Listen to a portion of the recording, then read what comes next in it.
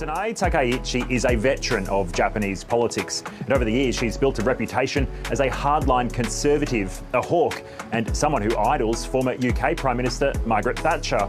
And just like Margaret Thatcher, Tanae Takaichi is in line to become the country's first female Prime Minister. Public controversy brewing between Harry Potter author J.K. Rowling and one of the biggest stars of the iconic franchise. A public controversy brewing between Harry Potter author J.K. Rowling and one of the biggest stars of the iconic franchise. The mixed feelings she holds for Rowling, who has been criticized for supporting anti-trans legislation. Rowling slamming her comments in a post on X, writing, "Like other people who have never experienced adult life uncushioned by wealth and fame, Emma has so little experience of real life, she's ignorant of how ignorant she is." Rowling has been outspoken about her beliefs for years. In 2024, Rowling writing an essay in which she questioned whether more people have come out as transgender as a result of a contagion fueled by social media. Is back, and Brussels is uneasy.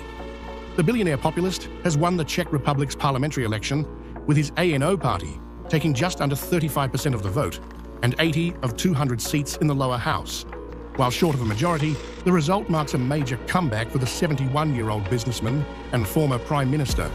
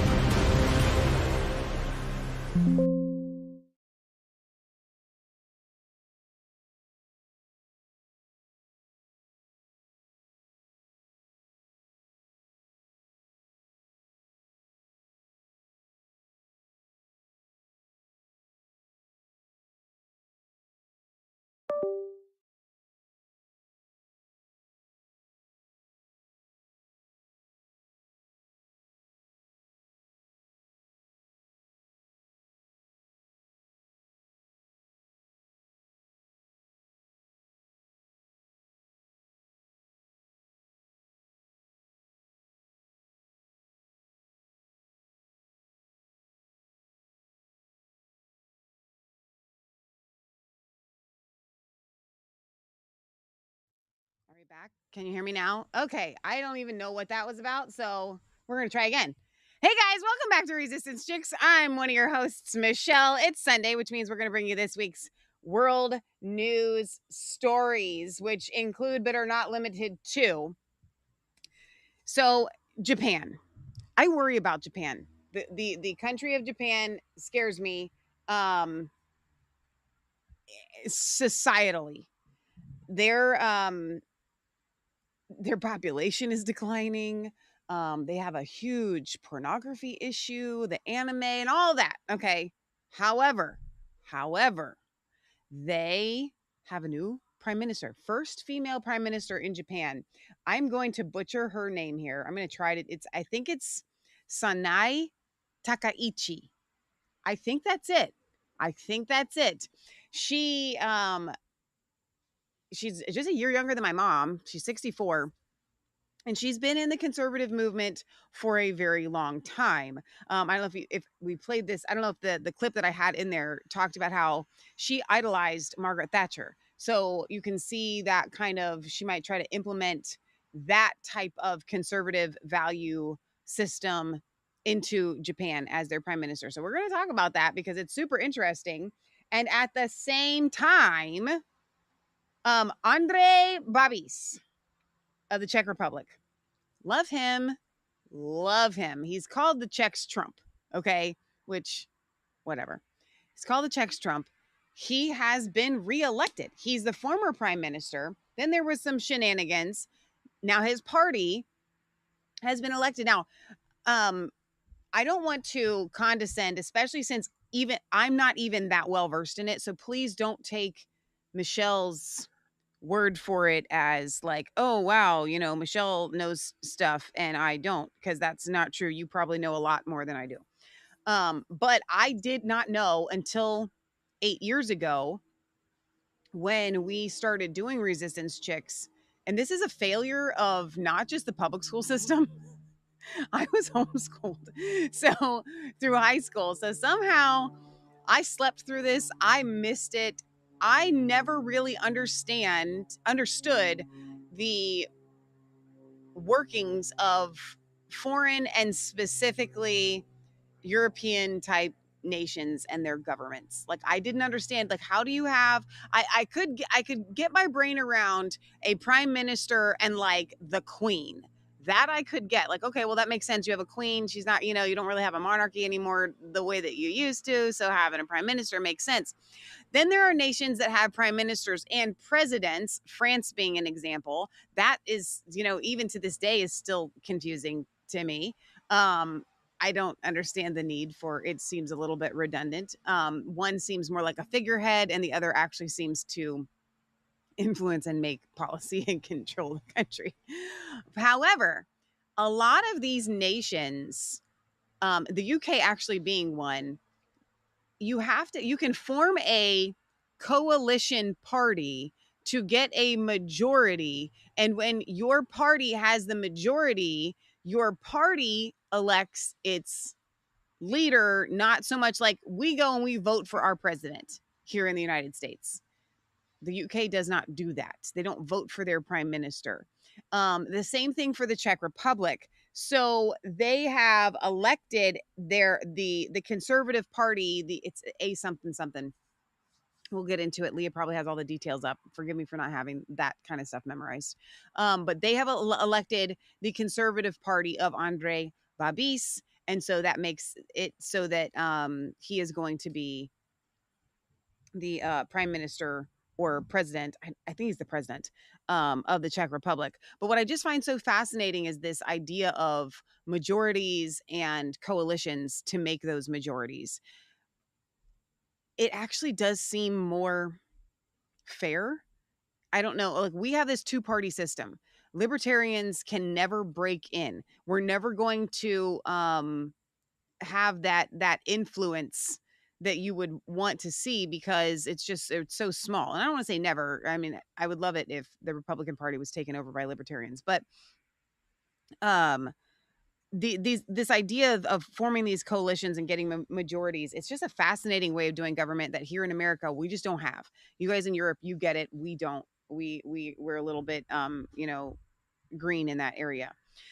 So also brewing from across the pond would be the fight between J.K. Rowling and Emma Watson. Here's the deal. I get it. Harry Potter is satanic. Hi, Leah. Welcome to your show. I'm so glad I could be here. I'm so glad that you could be here. Thank you for joining. No, I didn't. I will get to that in a second. So J.K. Rowling, satanic author. I'm not saying that she's satanic, but maybe. Of Harry Potter. We have seen the Harry Potters. We went through a phase where we're like, well, it's probably okay. That was a long, long time ago. No, it's not okay. The books are not okay. It's just demonic. It's witchcraft. Duh. However, it's news. And J.K. Rowling has always stood up for women's rights. And this is what has fascinated me about the transgender movement and versus the feminist movement. Yeah. They can't coexist, by the way. They cannot. Like, let me make sure you're close to the thing here. It is the transgender movement at its core is anti woman, even anti here we go. Even anti liberal woman. Yes, it is. And so I just find it really funny that it has to be said for anyone that claims to be a feminist. Like Emma Watson would probably claim to be a feminist. Oh, she does. But you can't be a feminist and pro-transgender activism, meaning like men should be able to play in women's sports. This doesn't even make any sense. It actually shows that feminism is not a good thing. And this whole idea of fighting, quote unquote, for women's rights, if you aren't fighting for human rights, if you're not fighting according to the gospel, you're always going to lose. And I equate it to civil rights. Yeah. And so the civil rights movement was probably one of the worst things that it turned into one of the worst things for Black people ever. because people infiltrated it. And instead of saying all mankind deserve to be treated equally, Right. it became about Black people Yeah. rather than at this point in time, my people are being oppressed, or the people that are like me are being oppressed. When it comes to feminism, they wanted a world in which men and women were not different, and there were a lot of things that women needed to push back against because they weren't being treated like humans, Right. and in many respects. And so if you do not acknowledge the that there are bad men who will use any sort of excuse to put people down, Yeah. especially those weaker than them. Right. There are child abusers, and then children have rights just like children have human rights. And we know that most crimes are done against women and people who are weaker than the perpetrator, which Right. are women and children usually, right? And so in this women's movement, I believe that J.K. Rowling has alluded to being assaulted, like sexually assaulted. Okay. And I think that that's where she's coming from, in that she wants to be in a safe place where somebody who with the opposite chromosomes, right, are not allowed in because the male chromosomes make somebody who is inherently stronger, who has more tendency towards um, violence, which can be either used in a good way or a bad way, right? Yeah. I watched somebody shared a video today of a pilot who had to land his plane in the ocean, and 4 or 5 men, and some teenage boys all jump into the ocean to see if the pilot's okay. Yeah. Right? That is testosterone. That's a very manly thing, right? The opposite of that, which is when it's used toxically, Yeah. is rape, murder, all these things that we see. Are you still waiting for me? Oh, Mom drove away with it. It's in the back of the minivan. Oh, it's Walker. Your walker's in the back of the minivan. Oops. I see you made do. That's Uncle Bean getting his exercise out on their bicycle on the deck. So J.K. Rowling is the old school who wanted women who fought for feminism her way. Yeah. The problem is that when you step outside of the confines of how God wants you to fight for justice, then it's going to be taken over. And that's the Emma Watson generation, who has never really experienced true bigotry Oppression. against women. Oh, okay. Yeah. True bigotry against women. I mean, I just saw this guy, Joe Roblin. I can't even comment back on Twitter because I'm not allowed.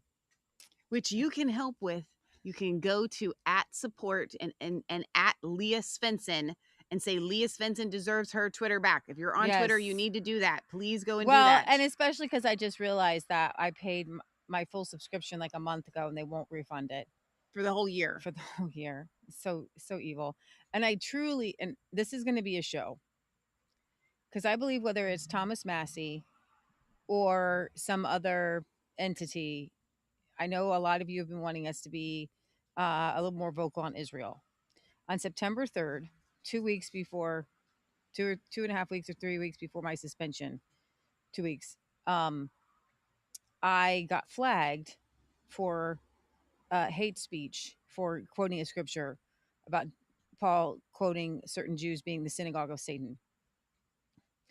At the time, it got flagged as hate speech. It got reviewed and still flagged as hate speech. It's a scripture. So I was not talking about modern Jews or that at all. So I do believe that there is, whether it's the ADL or some sort of Jewish Mossad group, Thomas Massey has 2 billionaires going up against him because he's anti-sending Israel money. Okay, he's going up against AIPAC. Right. I believe that they have a legion of people who are trying to get every voice squashed. And then I think that somebody like Candace cannot be canceled because she's too big. Yeah. So what they do is they have to go out and squash the amplifiers of it. And quite frankly, I either got caught up in their net, or I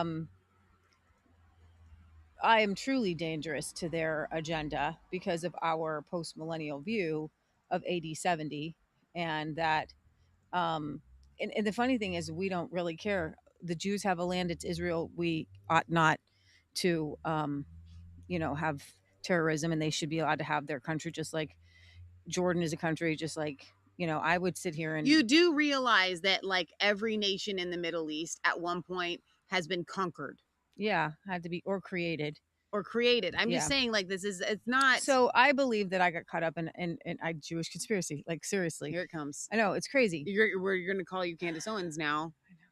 Jeez. But I don't think it's all the Jews. So I know that there's a lot out there that, right now there is, Peter Thiel is like, quote unquote, a Christian, and he's got Palantir, and he's doing crazy conspiracy theories right and left. But this guy, Joe Woblin, he tweeted out and said, oh, you can't be a woman and a conservative and speak on politics. That you're not a conservative if you are in politics or speaking about politics, if you're a woman.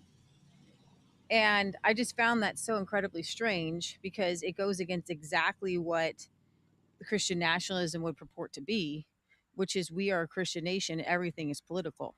So what you're saying is women shouldn't be talking at all, because everything is political. Yeah. Everything is political. So you're saying women can't quote the Bible in public. Right. So can women do baking videos in public? Can women, because here's the thing, there's a lot of things that women need to teach women. Okay. But if it's a universal, even men like to learn how to do sourdough. You know what I mean? And it's public now. So this whole idea, it's a negative times a negative. He would say that everything is political, and we need to bring Christianity to the culture and to politics.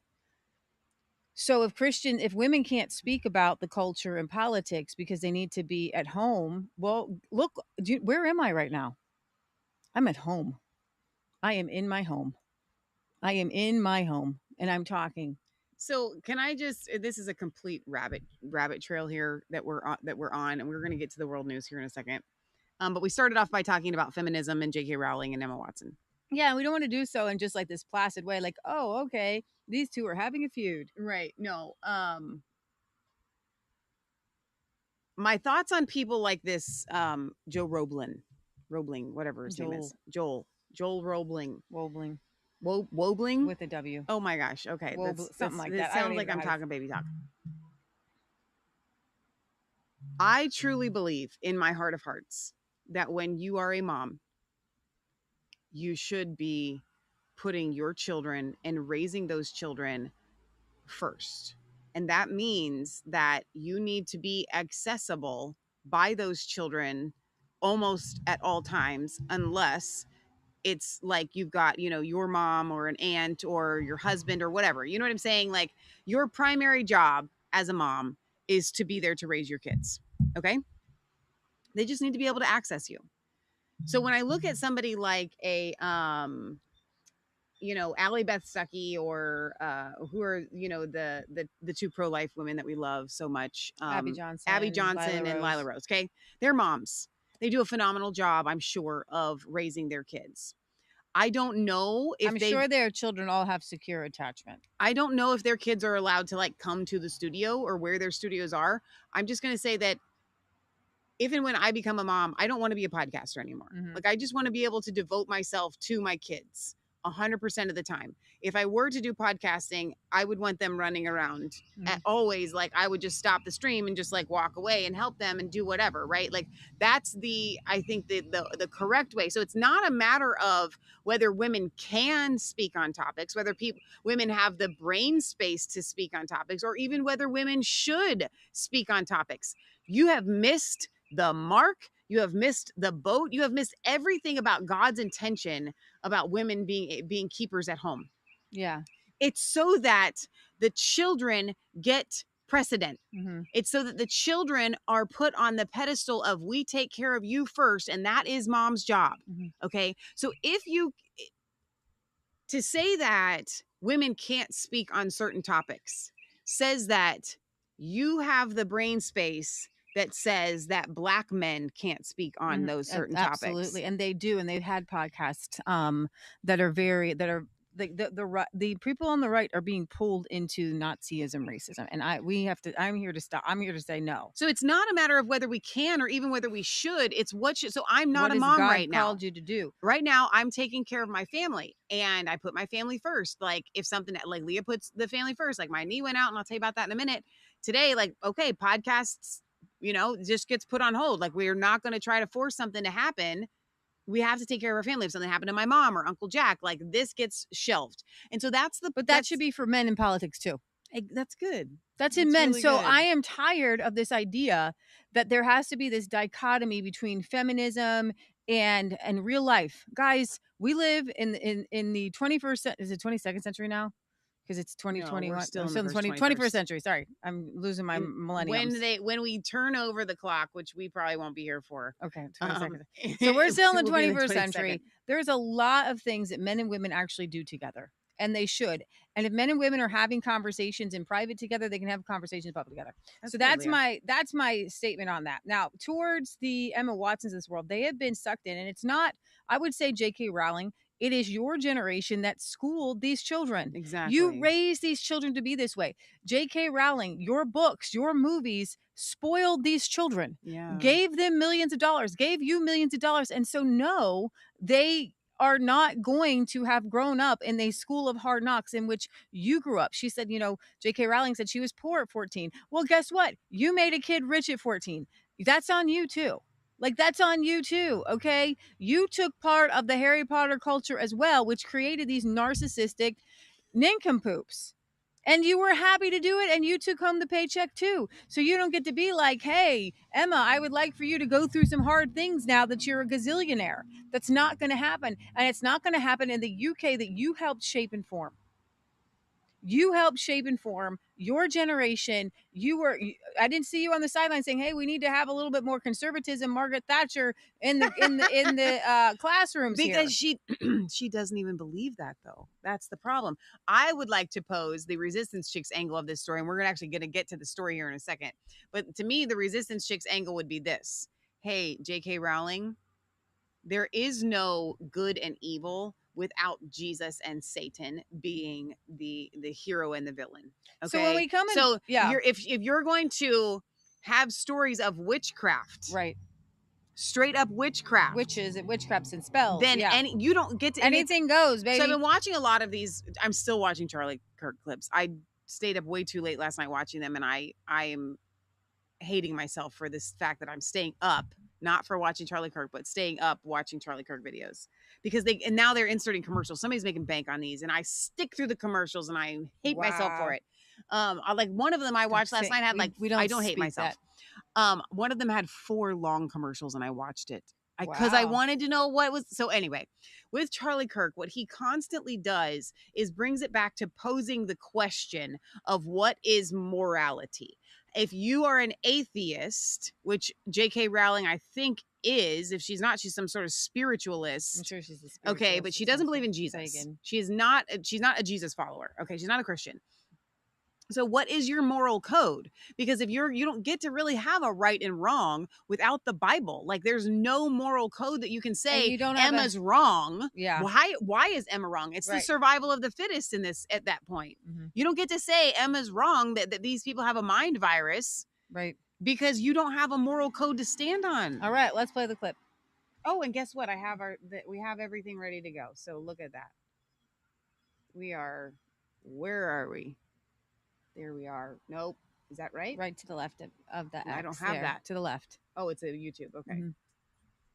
A public controversy brewing between Harry Potter author J.K. Rowling and one of the biggest stars of the iconic franchise, opening up in a rare interview for On Purpose with Jay Shetty. For her to have written that character, created that world, given me an opportunity, there's just no world in which I could ever cancel her out or cancel that out. She talked about the mixed feelings she holds for Rowling, who has been criticized for supporting anti-trans legislation. But Rowling slamming her comments in a post on X, writing, like other people who have never experienced adult life uncushioned by wealth and fame, Emma has so little experience of real life, she's ignorant of how ignorant she is. Rowling has been outspoken about her beliefs for years. In 2024, Rowling writing an essay in which she questioned whether more people have come out as transgender as a result of a contagion fueled by social media. Saying that year on X, there are no trans kids, no child is born in the wrong body. Watson hoping the online debate can someday happen in person, perhaps even reaching an understanding. I think the thing I'm most upset about is that a conversation was never made possible. So you remain open for that dialogue? Yeah, and I always will. A public controversy brewing between... Okay, then why not just sit down and do an interview? Why not have a little debate? I'm sure J.K. Rowling would do that. So that's a really weird statement. She's coming across as somebody who's like, the way I listen to it, she's very, she's a great actress. Okay, very magnanimous. She's like, I don't know how these two worlds exist to where, she's this way, but I know her as my mentor and I love her and I know she loved us at one point. Like a past tense. Right. Yeah. I want to bring up this Sky News because while we are taking the anti-feminist route to go against Rowling as well, I think it's a little bit, I want to be a little bit more fair here to go over here to the outliers from Australia who always have. Now it's time for taking a look at the world, which has gone mad.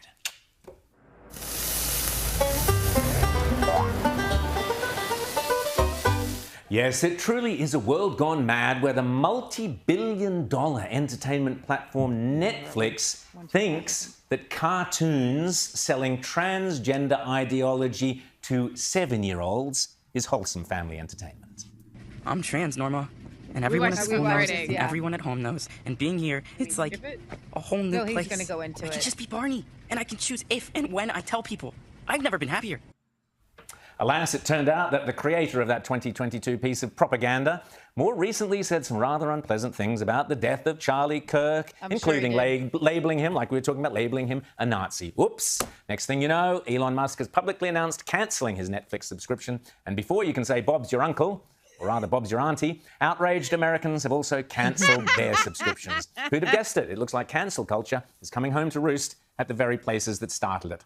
What would John Lennon say? Instant karma's gonna get you. Gonna knock you right in the face. Yes, talk about instant karma, or in the case of these 3 child actors, slightly delayed karma appears to be coming their way. All 3 of these Harry Potter stars, none of whom have ever really excelled as actors outside of the popular Hogwarts boarding school witchcraft movies, took it upon themselves a few years ago to attack the very woman, J.K. Rowling, also known as Jo Rowling, who had made them all multi-millionaires before they'd even left home. Daniel Radcliffe and Emma Watson both made headlines when they used their public profiles to attack J.K. Rowling over her pro-women's rights, anti-transgender activism. The appalling virtue-signalling super brat Emma Watson was the worst, championing and donating money to trans organisations in Britain and ridiculing the woman who had made her so famous, even when that woman was receiving all sorts of vile posts and even death threats from the trans activist community. The hatred towards J.K. Rowling was so great that she was even banned from events and reunions celebrating her very own creation, Harry Potter. Get out. But then, whoops, the tide has turned. And recently, with the public mood having changed fairly dramatically in relation to the issue of transgenderism, Emma Watson tried to put it all behind her. When she was asked what ruins the movies for her, she named yourself and some of your co-stars. And I really don't believe that by having had that experience and holding the love and support and views that I have mean that I can't and don't treasure Jo. This word salad woke waffle was all too much for many of J.K. Rowling's supporters, including this comedy spoof. I will always hold space for her and so much love in my heart for her, and I would hope that she felt the same way about me. But also, I stand shoulder to shoulder with those who would wish harm on her, hate her, and would wish the absolute worst for her in her life. Yes, that was a spoof about Emma Watson's sudden change of heart. J.K. Rowling herself has made clear there will be no forgiveness. She wrote in a scathing piece, like other people who've never experienced adult life, uncushioned by wealth and fame, Emma Watson has so little experience of real life, she's ignorant of how ignorant she is. Quote, she'll never need a homeless shelter, talking about Emma Watson. She's never going to be placed on a mixed-sex public hospital ward. I'd be astounded if she's been in a high street changing room since childhood. I wasn't a multimillionaire at 14. I lived in poverty while writing the book that made Emma famous. Great words there from J.K. Rowling. Will Emma Watson survive the wrath of the great woman herself? Well, whether there will be any karma, instant or otherwise, for the American National Football League also remains to be seen. You know, clearly failing to read the room, I or think even that her most recent interview is trying to walk back and act back, but she at other times have been vehemently angry. And when the tide was pro-trans for a while there, which it was, and you could be very canceled for it, they wrote it with vehemence and anger and bitterness, and stoked this burning pot against her. If she had come out with this statement, I can hold both in hands. I kind of disagree. That's not the problem. But did she say, so we didn't see the whole clip, and I doubt Leah did, so I'm not asking you this question like you know it, but like I'm just wondering if in that interview she denounced the violence that was wished upon J.K. Rowling. I don't believe so at all. I think it was because I did watch a longer clip of it. No, it was more like, I'm going to slowly back out of the room, slowly, right? And I'm not going to admit to doing anything wrong, or anybody saying anything against her was wrong. I'm just going to say that maybe I can hold a space for both groups. I want to pose something to you guys, an observation that I've had about Hollywood. The question by most of us would be asked, why is it that these Hollywood starlets and stars stand so staunchly shoulder to shoulder with the trans community, and instead of feminism? I think that I have the answer for you if you would like it. You're going to get it anyway. The perversion in Hollywood is so prevalent. It takes over everything. Exactly. And perversion trumps feminism. And these people, I'm going to get canceled off my own show here. These people that are, when you're looking at the trans quote unquote community, it is a perversion of God's design. But beyond that, and I will say this, no problem, it is sexually deviant. Okay. Leah, we haven't talked about this in a while because it kind of like died down, but I know that a lot of people are super Wonder Woman fans. Yeah. And the author of the Wonder Woman cartoon series, do we remember his the original artist? Yeah. He was a polygamist. Not just a polygamist, because that means that you're marrying multiple people. Like, yes, he was a polygamist, but he also, what's the word when you believe in just have a polyamorous? He believed in polyamory. Like, so the being in William Moulton Marston, having multiple. No, it's not even. Is it polyamorous when you have? It's not that just that you believe that you can have multiple relationships. It means that you literally are like a threesome or a foursome. So it's a different kind of like a couple. It's different than the polygamy of the Mormons or the Muslims. So this polyamory is this kind of like open relationship sexuality of Aleister Crowley. It's very perverted. It involves both men and women, which in Mormon culture, women can't. Right, you can have multiple men. Right, in a exactly. Same with Muslims. He was one of the most perverted people, and like the whole like idea of her like whip thing was like the BDSM thing. Yeah, it's all sexuality. So it's like this guy on this island with all these women. So they did a movie about him, a legit movie with some of my the one guy that I think plays him is an actor that I used to think, oh, that's a good actor, whatever. It was supposed to be, what's so sick about it is this is where women's empowerment came from. It was supposed to be women's empowerment, but even in, and this is a really great thing that you brought this up. Thank you. Even in the women's empowerment movement of feminism, I can be just as sexual and crazy as a man. Yeah. You are catering to a man's fantasy of being on an island with a bunch of beautiful women. Yeah. Because that's where Wonder Woman was from, another planet with all these just women. Yeah. Exactly. A man's crazy sexual fantasy. Right. And he forced his wife into another relationship, and he has this other woman come in, and she like lives in the third floor. So they make a movie about it, which my understanding is that while it's definitely going to showcase the weirdness, because you can't, it's not normal in society. We aren't that depraved accept it. So you have to throw, but it has that major component of normalizing this activity. So we're seeing this happen throughout Hollywood, normalizing polyamorous relationships. And people are starting to identify themselves in their sexuality. Well, I'm polyamorous. I want to be in a relationship with a group of people, you know, sexually. Like, this has become a, you know how we used to say that the biggest outlier of sexual deviancy would be the minor attracted males, right? Well, now we have this whole other group that exists, this subset in the, you know, not just the trans community, but it's become a thing where these kids don't know how to function outside of like a core clique. So now they're just going to have all of their perversion and come together to core clique. So the reason why I bring this up in relation to Emma Watson and J.K. Rowling, Hollywood is so perverted.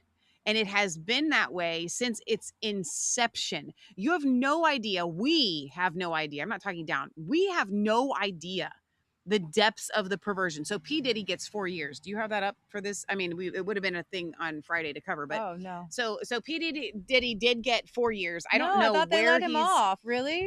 That's what I saw yesterday. You can look it up. The perversion that takes place in the music industry and in Hollywood. 50 months sentencing. It's beyond our comprehension. So when you see an Emma Watson, oh, well, praise the Lord. We'll talk about that in a second. When you see an Emma Watson promoting the trans community, it's because it's demonic and she has to promote the perversion. So feminism, even J.K. Rowling's, you know, third wave feminism is, I believe, demonic. It is her version of feminism, I believe, is demonic. Leah and I kind of put ourselves in the first wave feminism. Yes, women should, you know, have equal rights to men. It's pretty basic. I think everybody's in that category. But the perversion trumps that. The perversion that Emma Watson is defending trumps that by like a million, and she has to stand by the perversion. Emma Watson is out of all of the young girls from her age that actually didn't go cray cray. What's the girl, Kristen, the Twilight movies? She went like crazy. Okay. And so you look at her, you go, okay, yeah, she probably had some drug issues and she probably, you know, had some lesbians. Yeah. All that. What if I told you that Emma Watson probably did and does those exact same crazy things? She just is keeping her outward pretty front. Whereas the rest of these girls don't. Okay, Miley Cyrus has tried to rebrand herself and come out some sort of like 1920s starlet and did this movie with Jamie Lee Curtis again, or who was it that she did it with? Anyway, this new movie. So she's rebranded. She's not going to be the wild one with the weird everything. Emma Watson and all of the good girls, they all participate in this perversion. Well, yeah, she went on. I mean, and here's the thing: they all talk very openly about sexuality, about abortion, and she went into like a train station and like was raising money for Planned Parenthood. So they all have to. And here's the thing: it's a mind word, it's a brain worm in their brain, and so she's been brainwashed and she's been heavily compensated for that. Yeah, you know. I do, you know, you've got me on the thing where I now need to do another show on Wonder Woman, because this guy, it goes back. We actually did a show about the William Moulton Marston and Wonder Woman and his polyamorous relationships that were that spurred on like cults, male-led cults. So I have an idea. It's so anti-woman that's what I would say to even a J.K. Rowling. J.K. Rowling is like, hey, this idea, this is the same thing that for Woody Allen. Is it Woody Allen? Yes, perv. He's like this tall, giant Jewish nose, by the way. Leah! Gotta say it. No, you glasses, don't. super ugly. Okay, he is an ugly. He's an ugly troll. The Jewish nose thing. Okay, sorry, giant nose. No. Yes, because he's ugly. Leah, he's a troll. Okay, we're going to rewind and strike that from the record. Yes. Here's the thing. You know why I said it? Because Woody Allen and Jeffrey Epstein's and whole family, they all helped fund the. Michelle's going to give me. Listen, they all help fund this Jewish cabal. And I hate this. I hate it. I don't want to be part of this. I don't want to bring it up. But they helped fund Ghislaine Maxwell, her dad, and that whole coalition. Okay? There was a group of Jewish guys in Hollywood and in politics, and they funded and helped fund Maxwell. And so Ghislaine Maxwell is getting off on things. Epstein is getting off on things because of this group of guys. Okay. And it slipped out. And I hate this guy. I hate him with a passion. You know why? Because he is a child molester. He is a child molester. All right. I hate him. I hate him. I hate him. And not only is he a child molester, and here we go. I don't know. It's well documented, so you can sue me whatever you want to do. Oh, no. Yeah. Legit. His daughter came out and said he molested me. Yeah. Okay. His son is the one who did the whole article on it. I don't have a problem with you calling I know out I know it came out. child I know with the molesters. giant nose. I'm sorry. You could have even said just I giant know nose. it just came out. I apologize. Okay. It's so funny. We get stuck on our little things. I don't cuss. I don't swear. I don't do anything. And here I come with his nose. He's Jewish, supposedly Jewish. But here's the thing. You're not allowed to talk about the connection with Israel and Jews and in Hollywood and that kind of money, because guess what? Charlie Kirk found that out, didn't he? Okay. Now, here's the thing. What if I said Muslim? What if I said Muslim? You would not be as upset, would you? No, because we have been trained that you cannot make fun of somebody and their religion or anything else if it's Jews. You can do it if they're Christian. You can do it if they're Muslim. You can do it if it's Hindu. I could have said their giant Hindu or their giant Sikh wrap on their head and nobody would care. That's different. They choose to put that on. I think he chooses to put the nose on. Leah. If it fits. Okay, back to the topic at hand. Okay, so here's the thing. This guy, going back to, I don't even know how I got talking. What was I talking about? Woody Allen. The perversion. In Hollywood. I think how about I tell you my idea and see if it comes back? Are you ready? Yeah. So I can't tell you what I think we're going to do Tuesday's show on because I'm not supposed to tell you. Oh, now I remember. Out. Let me finish my thought. I'm going to lose it. I'm going to lose my thought. I just found it. Okay, fine. I'll hold mine. Woody Allen, he was in polyamorous relationships and with the chick that he ended up, Mia Farrow. Yes. So she tells the story of him forcing other women into their bedroom all the time. Right. And so in this era of feminism, okay, the men always rule. Yes. That's what's going towards the J.K. Rowling. You don't get it. Yeah. You don't get it either. In this perversion in Hollywood, it always goes back to men having control, having power. Yes. Okay, so this week I have an idea. If we do 2 shows this week, which we may, we'll see. I'm not feeling this right now, maybe in the future. But we could do that as I think that would be a really fascinating, I would say for a Wednesday show. Yeah. For Tuesday's show, there is something that is coming out. Can't talk about what it is. It's in the vein of things that we've already covered. So I'm thinking Tuesday's show will be covering that once it comes out tomorrow. So just be on the lookout for Tuesday's show. So I would like to do that on Tuesday, and I would like to maybe that would be a good episode to do. I think it would be what are the comment section on my giant Jewish No, they're nose? just hee-heeing and ha-haing, and no one is going to give you a hard time. Over on Instagram, back to the other topic at hand, Britt Livingston says, even men like to do sourdough. Ha-ha, that tickled my funny bone. I had no idea. That's awesome. The guys in my house just like to eat it after I make it. Okay, so commercial break. Do you know how many men out there on Instagram that I see that crochet? No. 100%. I will find videos of these guys and they're good. Really? They're good. Of course they are. Of course they are. You know why? Because the man's brain thinks like that? Yeah, because and you can bring this up because talk about feminism. I think Jane Goodall died. Oh, really? Yeah. You guys remember her? The woman that talked to the apes and stuff.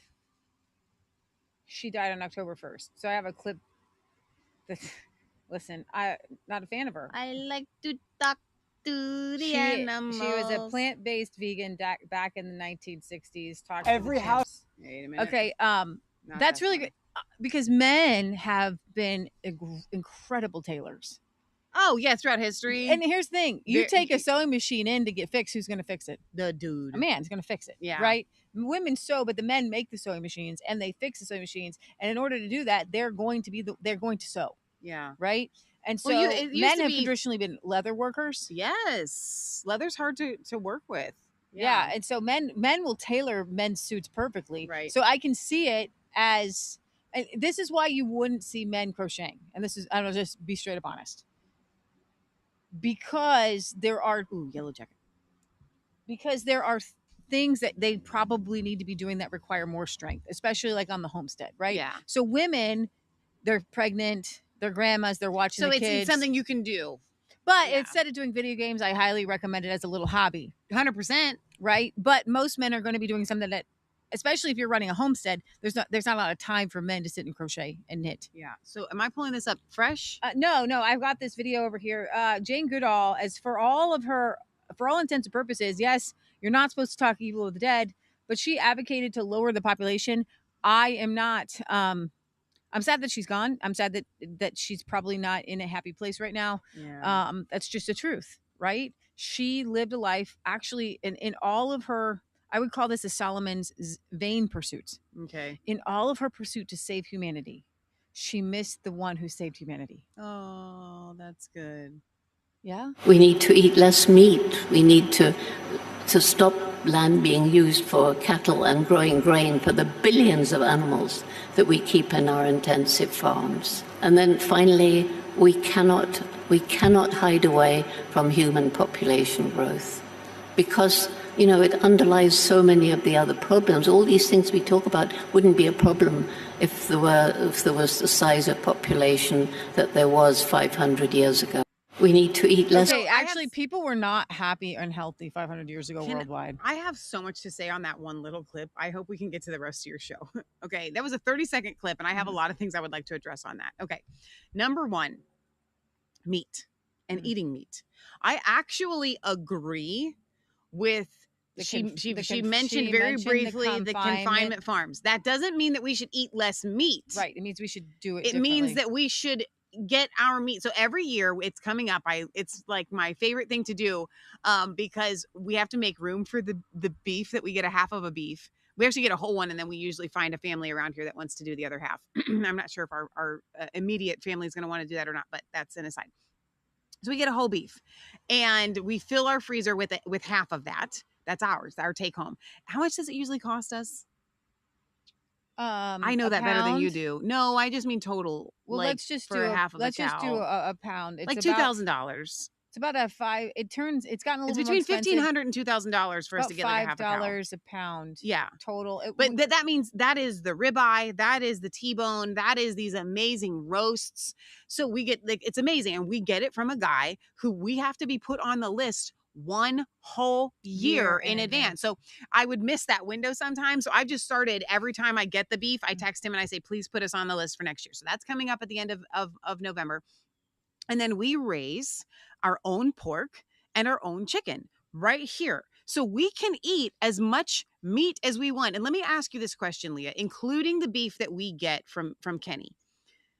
Do we impact cruelty to animals or environment at all with what we do? Not a lick. And can we actually no? We help the animals help the environment. Can we eat more meat financially and just all around? Can we eat more meat than the average person?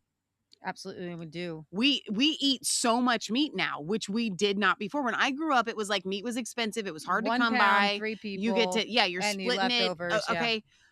A whole family of 5 had to go through. And so we have found a way as our one family on 1 acre and a tenth to make it so that 5 people, and then, when we can still host parties and people coming over and feed them that meat as well. Okay. And we've managed to do that on 1 acre and a tenth, utilizing community for the beef. So I will tell you that. So do we need to eat less beef as a society? Do we need to eat less chicken? Absolutely Do we need not. to eat less pork? No. I'm looking across the way. I've been asked. I would call him Uncle Walt. He's got 5 acres total. If I really wanted to, I'm pretty sure he'd allow me to put a beef cow. I could feed out a beef cow on his pasture that he's got across the way. I had a neighbor. Does he really have 5 acres? Total. Somewhere's in woods, but yeah, he's got 5.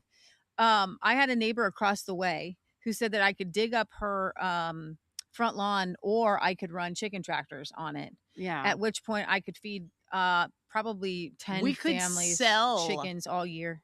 Yeah, we could. So yeah, 10 families of chickens just on her. What's that like? And I would 1 acre up front. It's not just zero impact on the environment. It's good for the environment. Yeah, because there's this is why our a lot of young farmers are getting into. It was just a stick. Okay. A lot of young farmers are getting into raising meat and grass-fed meat. This is the Jill Salatin way, right? The chicken tractor way. I'm not a big baby. I have a video on my phone that I haven't put up yet. Yeah. Of us going to Amish country and they have a really the chicken tractor. Chicken tractor. So great. I need to put that on Instagram. We'll put it on Instagram with some music. Okay, so that's the one thing I wanted to address. For Jane Goodall, she's incredibly ignorant. She needs to meet. She's ignorant of what she's ignorant of. Yeah, there's another girl, Jane. Who is she? Guys, put it in the chat. There is an autistic woman that helps create the cattle pens for cattle. Shirley Temple Grandin. Yeah, there you go. I knew. I was like, but you see how my brain went? Okay, Temple. I got Shirley first.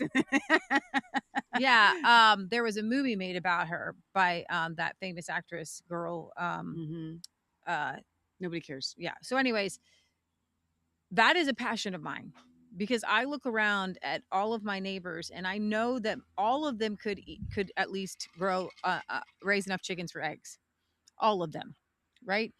There is a small need for grain, and I appreciate the farmers that do that. But to the extent that corn and soybean are raised, those are put, Miss Jane, into food products that we would call other food. So all of the inside of the grocery store aisles, not the outside, all the insides are corn and soybean and maybe some wheat, right? An amalgamation of that. Yeah. If we said, you know what, you can't use corn for anything other than a corn product like a tortilla, right? Or a tortilla chip, there would be no products in your store. Yeah. You wouldn't have them, right? You'd have homemade granola bars that were like nice and, you wouldn't have the corn syrup stuff. So that I would say to Miss Jane, if you want a world where the population can actually spread out, you would encourage people to get an acre or two and to raise their own food. And I think if she's pointing towards Africa, I have a clip on this. Africa's problem is not a lack of food. Africa's problem is, to me, a demonic problem. Yes. That Christianity has not yet been able to infiltrate to the extent that it took Christianity to infiltrate the West. Now, hear me out. This is kind of a world news program. And I'm still not done with my thoughts on her clip, but keep going. So you think about Rome. Yeah. Rome fell around 300 AD, and then you got Constantinople. During that time, it's a very barbaric time, right? Cutting people. We've got the Middle Ages and the Dark Ages. Yeah. When we're talking about the Middle Ages and Dark Ages, we're not talking about Africa. Yeah. We're talking about the West. Yeah. When St. Patrick, what year was it? Like 1100 or something like that, goes to Ireland. That's a land of pagans. Yeah. When St. Boniface goes to the Germany, then now Germany, with full of pagans, that like 1300 AD, where Christianity is going. Yeah. Takes hundreds of years for Christianity to create what I would call civilized society, right? Where Christianity gets a hold of your Copernicus, your Galileo, and Christ begins to illuminate the minds in the sciences, in the cultures, I look at the Netherlands. Netherlands is the number 2 output of agriculture in the world. Why? I believe that there were great Christians who were given a gift and pass it down to their kids. Doesn't mean that they still are Christian. It means that it was Christians who got the knowledge from heaven to grow food. The Bible talks about God gives you the knowledge. So and this is so biblical. When a society seeks God, says that God will tell the plowman how to plow, the planters how to plant, the coppersmith how to use the copper. God will illuminate your mind, right? And so in Africa, we forget that in the heart of Africa, those missionaries were sent like in the mid 1800s, right? And at the same time, you've got slavery coming over here. And so the Africans that are here, a lot of them have been Christianized, and they have been able to be part of the Christianized Western culture that took hundreds of years to be transformed from dirty wells and poverty. I mean, just look at your guys like in the UK. I think in the UK with The Life of Brian and all of that Monty Python and like that middle age, like it's just like a life of poverty. But nothing like changed except for the illuminated God's like, hey, why don't you do wool this way? Why don't you do it that way? Why don't you do it this way? And so Africa is just behind, not in, they say the Africans have a lower IQ. They're behind because their culture is stuck in paganism and witchcraft. And the Christianity has not become the dominant. And in South Africa, where Christians came with that Western knowledge, both Zimbabwe and South Africa, they flourished. They grew. They were the breadbasket. Why were they the breadbasket of the most giant continent on our planet? Because they had that knowledge that came from the Creator. And unfortunately, racism gets put in the mix because they're white and they have this knowledge, and the Black people don't have the knowledge. Not because they're Black, but because their culture was not inculcated with that. What they needed was to, and it might take 100, 200 years for it to get into your veins. Like you've heard where people say like, my great granddaddy did this. It's in my grains. It's in my DNA. It's going to take some time to learn from people who it's in their DNA in order to get it in your DNA to grow the same food. So that's the that when I think of Africa, I need answers. And I feel like that's the Holy Spirit answer I have, because like I'm going to talk about a little bit about Nigeria today, and it's so repulsively disgusting in most of Nigeria, just like it is in India. Like it's just so trashy, like just trash. And I think to myself, God, this can't be your plan for these people. I need answers for these people. So go ahead, because to Jane Goodall's point, she goes to Africa and she sees all the suffering. Because that's where she was at in the Congo, talking to the apes, and she's like, apes are better off than humans type deal. You know what I mean? So go ahead. That's my thought. Okay, so I'm going to try and go through this quickly because Leah wanted us to do a short show today. She wanted to end early and we still got a late start. But the other thought that I had on that was her talking about the population and how we need to control the population.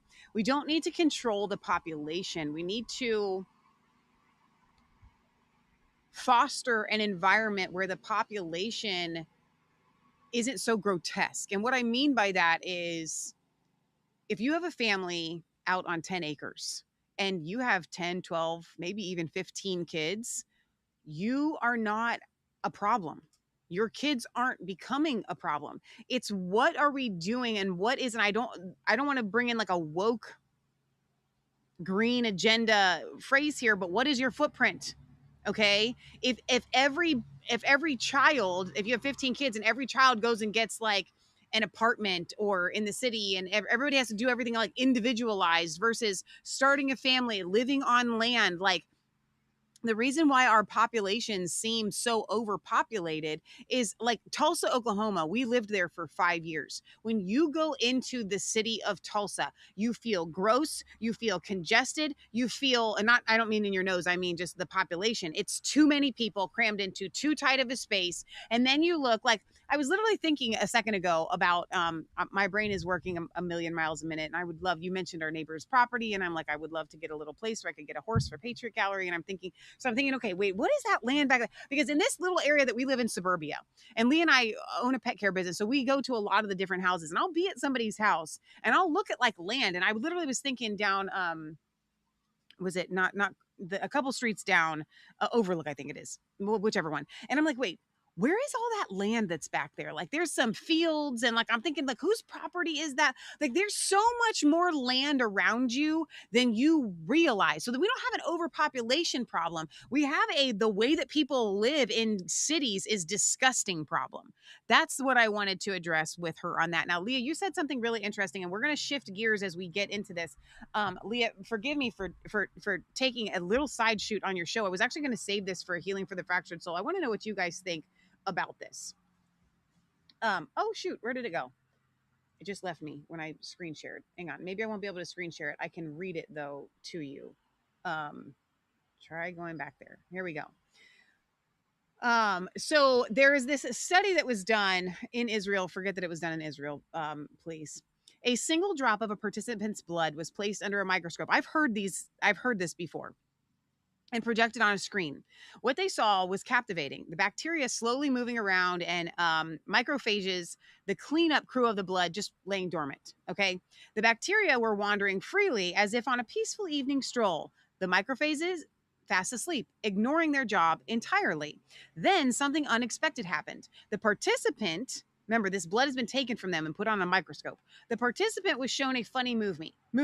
And as their mood lifted, the macrophages suddenly woke up. One of them rolled over to a nearby bacterium and started devouring it with real enthusiasm. Wow. This wasn't lunchtime. This was science. Our mood directly influences our immune cells. Here's the twist. The blood sample had been separated from the participant and was in a different room. Somehow, the change in the participant's emotional state affected the blood. I have goosebumps at a distance. Real. I've heard this before, okay? When researchers switched to a horror film clip, the opposite happened. The bacteria became energized, multiplied rapidly, and even started attacking the macrophages, which is the good white blood cells, forcing them to retreat. The state of our consciousness, and I say that this is spiritual, plays a critical role in maintaining our inner ecosystem, and it doesn't stop with us. Since our relatives share our bloodline, our emotional states can influence their immune systems too, even across continents. This is what some call family immunity. A watchmaker once shared a story. Whenever his left index finger would start twitching, making his delicate work impossible, he wouldn't massage it or take supplements. He'd call his mother thousands of kilometers away and say, "Mom, you're worrying again. Stop it. I can't work like this." Even mild maternal anxiety was enough to affect his physiology. The takeaway, the old adage is, "It's my life, I'll do what I want," is outdated. Our mental state impacts not just our health, but the well-being of those that we love. So find ways to cultivate joy, laughter, and inner harmony, not just for yourself, but for your entire tribe. Now, I want to extrapolate from that or come outside of that, because that's even just a worldly, godless point of view. But in that vein, to coin a phrase, Leah, what are we covered in? Blood of Jesus. When we pray for people in the body of Christ, we are praying the blood of Jesus over them. That's why prayer works. We are activating the blood of Jesus. And so the reason I don't want to, like, this sounds like voodoo. Like, I'm just telling you, when I saw this morning, I was like, we have to share this with the audience, because, you know, the things that we've been going through in our own family and spiritual warfare, we believe that it is generational. We believe that it is something that we are addressing on a molecular, cellular level that is tied to spiritual, components and spiritual warfare and all of that. And so this is why I would say the Bible says we should have the mind of Christ. So they want you to think happy thoughts, watch a happy movie, whatever. I'm saying we must have the mind of Christ. You shall know the truth, and the truth will set you free. When you think, and the fruit of the Spirit is what? Love, joy, peace, patience, kindness, goodness, faithfulness, gentleness, and self-control. Why? Because that is what causes our bodies to heal, and we heal those around us. That's not just what... It's not just the knowledge of farming that was passed down.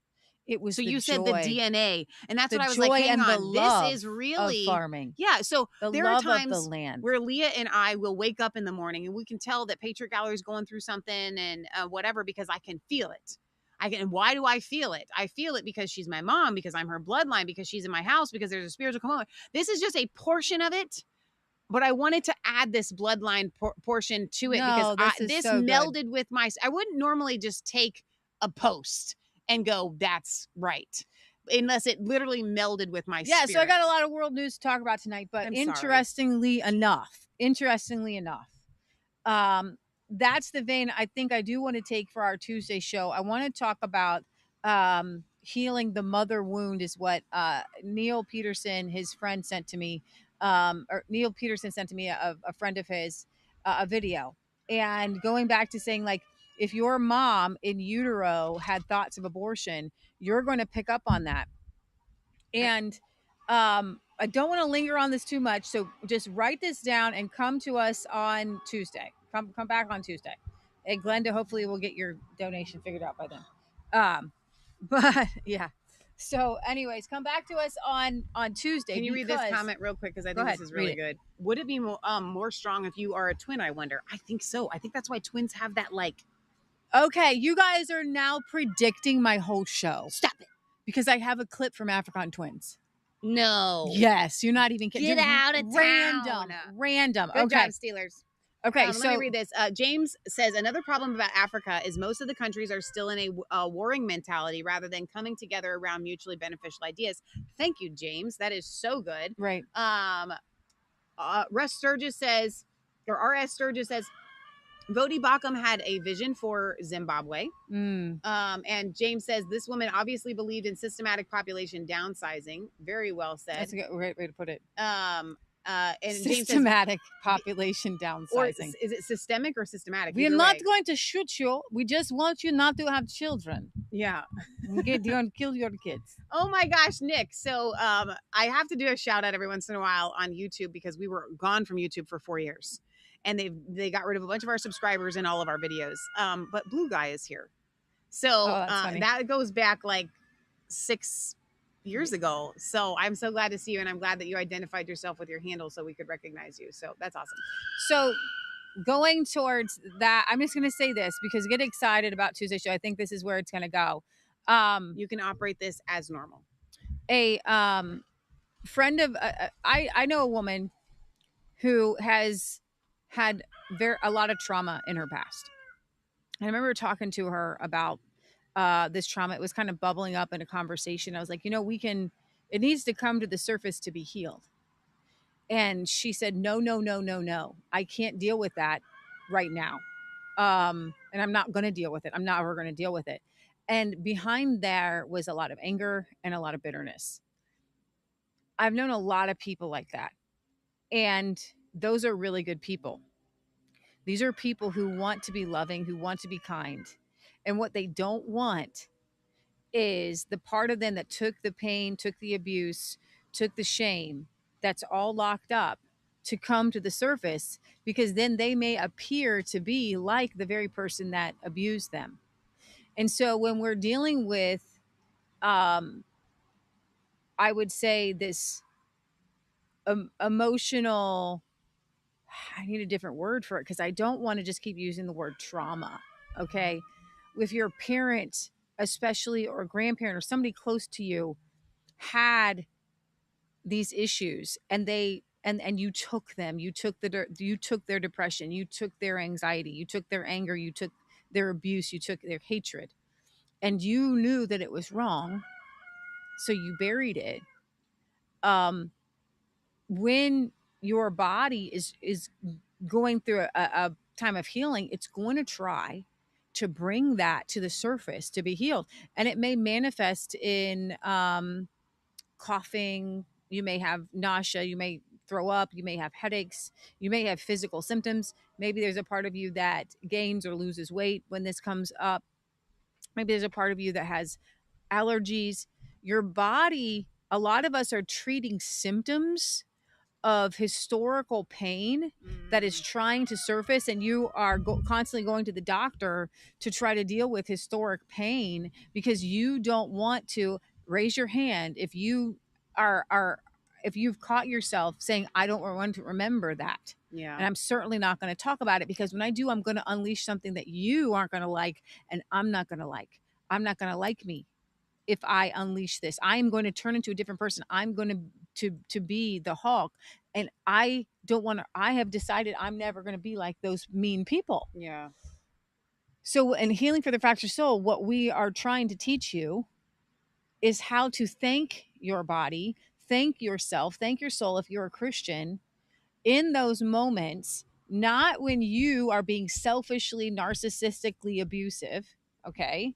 But when those negative things are coming to the surface, when you can pull yourself out, be your own therapist, and create like a therapy little room and be like, okay, self, what are we dealing with? Tell me. Okay. And I've been doing that myself recently. And it's so funny. I was walking today and I was like, I have to practice everything on myself first before I bring it to you, before I bring it to my family. A lot of you have had a lot more trauma than I have, but the path to healing that is going to be the same. Yeah. And so, when I'm thinking about a particular friend who I was like, we could really work through this. I'm here for you. If you want to tell me what happened to you, we can help process some of these memories. And it was like I had touched an open wound and put a bunch of salt in it. And she just screamed at me, no, never. And anybody from the outside looking in would say there's a there there. Mm-hmm. But other people would say, you know what, just keep it buried, because you know what, you need to stay happy. Yeah. You need to stay happy, or because they're afraid of that exact thing happening. Let me round this off and then we'll go back to the world news. Yeah. But because you do, your mindset will control your health. Mm-hmm. But here's the kind of twist that you don't understand. There are things going on in the back of your mind Exactly. at all times, and if you keep them buried, they will make you sick. So it's not about the forefront of your mind happiness. This is why people try to mask all of that, so you have to get that stuff, trudge it up from the back of your brain, bring it to the surface, clean it up, get rid of it, so that what you are feeling in the moment, what you are going through in the moment, really can be your indicator for your core self of how you're feeling and how you're doing. So hope that we will be talking about that. Now, I actually, so either Tuesday or Wednesday, we're going to be doing a special show. So maybe we'll do Leah's Healing for the Fractured Soul on Tuesday and then that special show on Wednesday. But either way, come back on Tuesday and Wednesday. We are going to try, I think, Leah, is this right? To go back to the 8 p.m.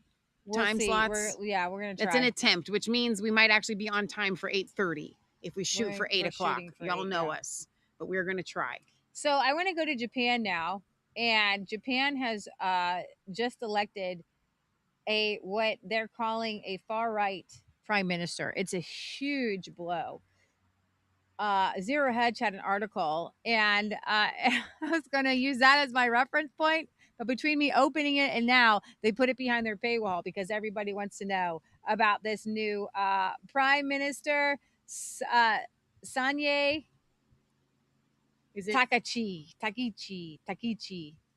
Oh, yeah, they did put it behind a paywall. Yeah. So she's the fifth prime minister in 5 years, the first woman to hold office in the country's history. Her policies have included so she is legit. Not only no more immigration, but you just leave.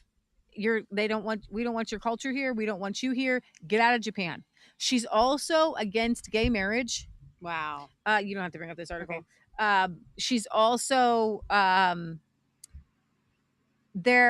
Japan already has it that a woman has to take the man's surname. And people want to change that. And she's like, no, we're not going to change that. She is ultra conservative. And she actually lost out on a vote last time because she was too far right. Wow. But she won now because the Japanese are becoming radically conservative. And she is kind of basically the heir to Abe. And now Abe, in a very interesting, turn of events, he was killed. Trump tried to be assassinated, and Charlie Kirk was assassinated. And there are all these assassination attempts on right-wing leaders. Yeah. It's crazy. Can I just say the obvious? Conservatives really don't see the left individually as threats worth putting yourself in jail to kill. You know what I mean? Beyond the fact that it goes against our belief system, but we don't see, like, nobody's going to try, no conservative is going to try to kill Kamala Harris. They don't, like, you're not that much of a threat, lady. Yeah. Let's bring up this video here. I'm going to be honest, the guy doing the commentary, his less than enthusiastic. It's kind of a little bit, I was like, could we get a little bit more fervor from some of our commentators? But he explains their views a little bit more. This one? Yeah, so start at the beginning, and then I'm going to jump forward. Okay. Polls project the country's governing coalition will lose its majority in the upper house of parliament, piling more pressure on embattled Prime Minister Shigeru Ishiba. Ishiba leads a shaky minority government. In the lower house, the right-wing populist party, Sanseito, running under a Japanese first platform, is projected to make strong gains. A sagging economy has sparked anti-foreigner sentiment in Japan. Sunday's results could lead to calls from within his own party for Shigeru Ishiba to step down or find another coalition partner. All right, well, let's get more analysis on this. Well, the shift was, as your report said a little bit earlier, this is, caused from 2 months ago, and I want to show the shift in the mindset of the Japanese and why they voted her in. a lot by economic conditions in the country in the last year. A lot of prices have gone up. The price of rice has doubled. And there have been, over the past 10 years, a significant increase in immigrants. The LDP didn't really call it immigration, but there was 1 million new immigrants who came into the country, and the far right has used this, calling it a stealth immigration policy, to attack the mainstream conservatives and hit them from the right on immigration. And they are making major gains now. And we're going to see a far right that has almost 20, maybe even more than 20 seats in the upper house. And they will be unrestrained in the kind of language that they could use referring to immigrants. Before, the LDP was a big tent party and it did have some far right people, but they were moderated. But now these people are outside of the LDP and they will be saying some rather extreme things, I think. All right. And how has all this been? What's the reaction to this, we'll say, from within Japan? I think the mainstream media is shocked because they spent the last 2 weeks trying to debunk a lot of the misinformation being spread by this far right party. But it seems to have failed spectacularly. Maybe it even gave them more attention. But a lot of the people who support the far right get their news on the internet, so they don't trust what newspapers and television say anyway. And so we're beginning to see right-wing populism in Japan, something that people said wasn't really happening in Japan, but has been happening in Europe and in North America. It is now here to stay in Japan. These people have been elected for the next 6 years, and so they're going to be around and they're going to be saying rather extreme things. Now, Jeffrey, we're running out of time. We've only got about 40. They're going to say rather extreme things. That is hilarious to me, this whole idea of saying rather extreme things. This idea that, you know, there are only two genders, that only, you know, marriage is between a man and a woman. This, to me, is hilarious that this is the rise of the far right here. I think, no, with his A&O party. That's not what we want. Is it going to be, I think you might have shut some down. Let me see if this is one. If you scroll through the comment section on any major Japanese news site lately, you'll see a firestorm of outrage. Cut all ties with the Unification Church, people demand. Digital pitchforks are out for any politician with even a whiff of connection to the group. The anger is palpable. But keep scrolling, sometimes just a few lines down in the very same thread, and you'll witness a bizarre pivot. The tone shifts to passionate praise for politician Sanae Takaichi, celebrating her as the true successor to Shinzo Abe's will. And that's where the paradox hits you. Shinzo Abe wasn't just linked to the Unification Church. For decades, he was the central symbol of its deep entanglement with Japanese politics. This strange spectacle where the public furiously condemns the problem while passionately embracing its source isn't just a glitch, it's a mass phenomenon. Anger and hope existing in the same breath, directed at the same political legacy. And this contradiction, far from causing confusion, seems to be fueling a powerful political movement that we need to understand. Okay, so let's unpack this apparent mass paradox you've brought us. Our mission today, really, is to investigate these twin forces, how this powerful, decades-long conservative political machine was built. Right, and then how this anger and, well, adoration for that same legacy can coexist. And not just coexist, but actually mobilize a powerful movement, especially Japan's, hyper-digital sphere. Exactly. And what's so fascinating here, I think, is that we're looking beyond just simple political alignment. We're examining the actual mechanisms, both political and maybe psychological, that allow these logical inconsistencies, well, not just to be tolerated, to be actively leveraged, right, to fuel a movement, which some commentators have quite starkly labeled the digital Yokusankai. And to really understand this digital paradox, we absolutely have to start at the foundation. The historical roots. Yes. what's sometimes called the Unholy Alliance that really formed the deep historical backbone of Japan's post-war conservative politics. We're talking about this triad: Abe, the Unification Church, the UC, and the right-wing lobbying powerhouse, Nippon Kaigi. Right, the triad. This wasn't something recent. This triad, this entanglement, it stretches back generations. The Unification Church, which is formerly known now as the Family Federation for World Peace and Unification, or FFWPU. FFWPU, okay. It has a really controversial history in Japan, dating way back to the 1960s, long before the assassination brought it onto the global stage recently. And that history is so crucial, isn't it? Because it really established the public's view of the group as, well, fundamentally predatory. Even back in 1967, you had the major newspaper Asahi Shimbun calling the UC a fundamentalist movement that makes parents weep. That was about aggressive student recruitment then. Yes, that early coverage set a tone, but the financial exploitation, which is really the core of the public fury today, that hit a kind of critical mass in the 1980s with the spiritual sales scandals. Spiritual sales. It sounds almost benign. It does, but the term really doesn't capture the psychological manipulation involved. Yeah. These were incredibly high-pressure tactics. They were used to essentially con followers into buying goods, things like marble seals, maybe ginseng, expensive urns, at outrageously inflated prices. And the hook was convincing them that buying these items was absolutely necessary to, say, absolve ancestral sin or guarantee some kind of spiritual protection. The financial devastation for thousands of families was just ruinous. And the sheer amount of money involved is almost hard to get your head around. This group, the National Network of Lawyers Against Spiritual Sales, NNLA, so their watchdog group, they claimed they won back over $900 million US. That's what, 123.7 billion yen? Staggering figure. Between 1987 and 2021, just recovered money for victims. Nearly $1 billion recovered. Here. Really so highlights. It's interesting because the governor in Tokyo asked to dissolve this particular church, Unification Church. I'm actually going to pop forward here on their video. Okay, time's and don't know yet. Oh. Okay. Japan's government, after Abe was murdered, this bizarre murder, they asked to revoke the legal status of the Japanese branch of the Unification Church under known as the Family Federation for World Peace and Unification. Its founder was the 1954 in South Korea by Reverend Sun Myung Moon, the self-proclaimed messiah and staunch anti-communist. The church has faced a raft of lawsuits and plaintiffs in Japan who claim the groups duped and defrauded them, in some cases convincing them that the path to spiritual salvation depended on donating to the church. The donations help make Japan what the church says is the largest source of income. The church is only the third of Japan's roughly 180,000 registered religious groups. We probably are going to need to do a deep dive into Japan's, or not just Japan's, but into this this moon cult.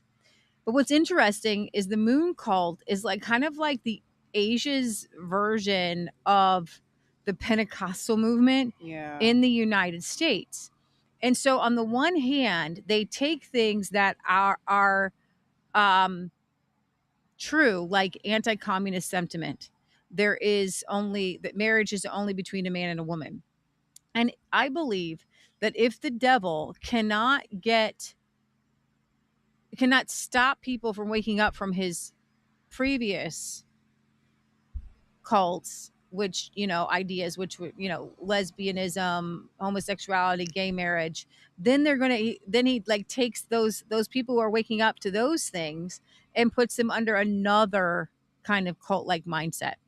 And that was brought into to the forefront because Abe, who was murdered, had ties to Moon's church and to the Unification type church. And that particular Unification type church, Moon's church, has a tie to the American Pentecostal movement because and to the what you would call the Christian nationalist movement, because they have a nationalist kind of outlook on life and outlook on politics.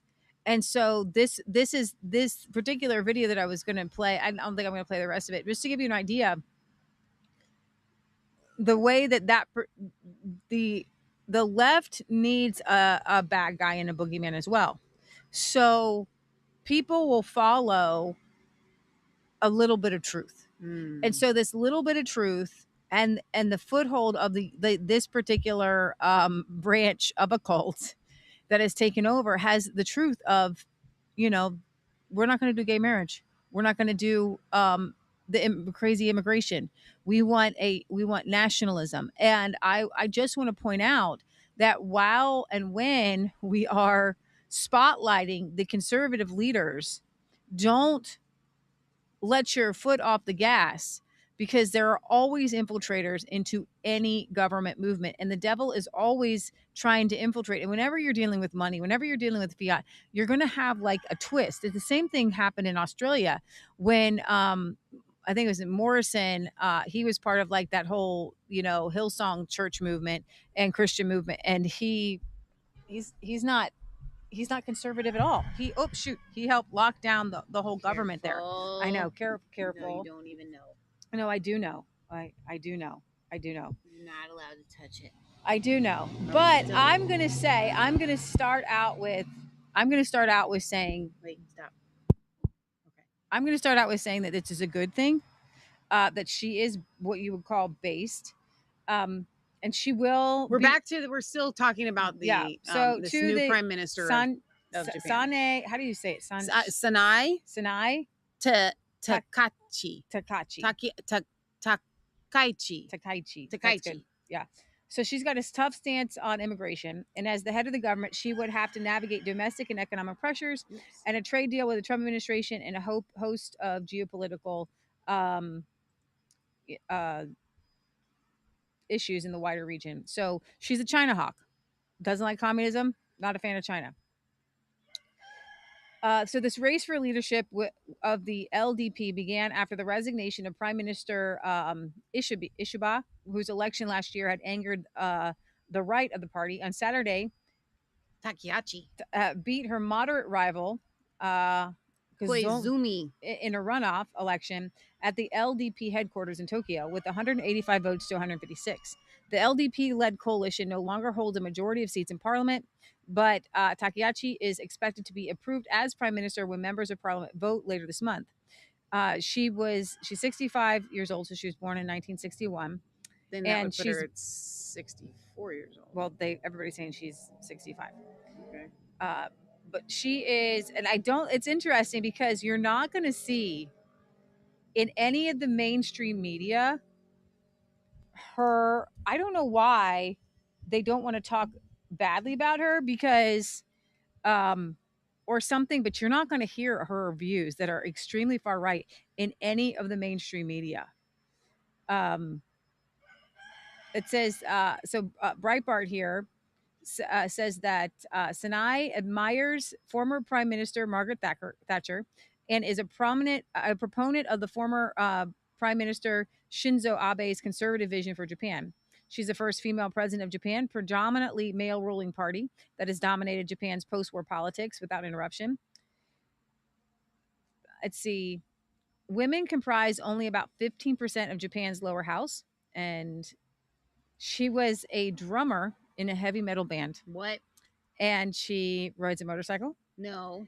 And she has called for a stronger military. This woman right here. More fiscal spending, for growth, promotion of nuclear fusion, cybersecurity, and tougher policies on immigration. So she's vowed to drastically increase female ministers in the government, but experts say she might actually set back women's advancement because as leader, she would have to show loyalty to influential male heavyweights. The Takehachi has backed the LDP policy of having women serve in their traditional roles of being good mothers and wives, but she also recently acknowledged her struggles with menopausal symptoms and stressed the need to educate men about female health and to help women at school and work. She supports the imperial family's male-only succession, meaning she wouldn't want a female to succeed to the royal family, opposes same-sex marriage, and a revision of the 19th century civil law that would allow separate surnames for married couples so that women don't get pressured into abandoning theirs. She is a wartime history revisionist, that's what they said, and a China hawk. She regularly visits Yasuki Shrine, which Japan's neighbors consider a symbol of militarism, though she has declined to say what she would do as prime minister. And they have complicated ties with Beijing and Seoul. It's interesting that you would think that they would be on good footing with South Korea, both of them being kind of China hawks, but not really. The South Koreans are a little bit concerned with her being such a nationalist. So we'll see where she goes here, but I would say on the whole, it's good news. Michelle, I have this video. No, you don't get to do that one. Not this one? The first video that we're doing is Takehachi's performing with a band called Rusty Nail. Okay. This is this woman. Leah, we're playing it. Okay. I know it's a little green. I wish it wasn't so green.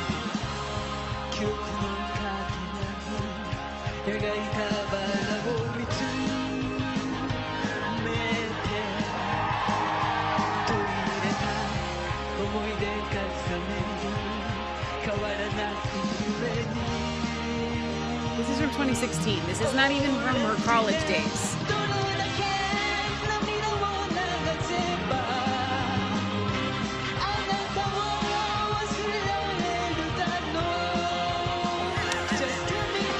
We can't even mock him. Can we mock him?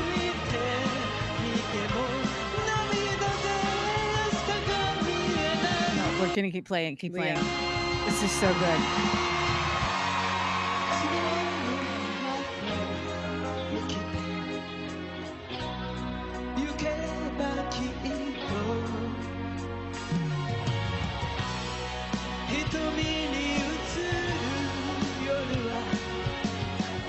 I wish I knew what the words were. I could guess. She's 55 in this.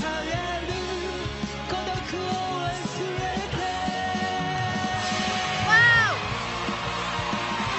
Okay,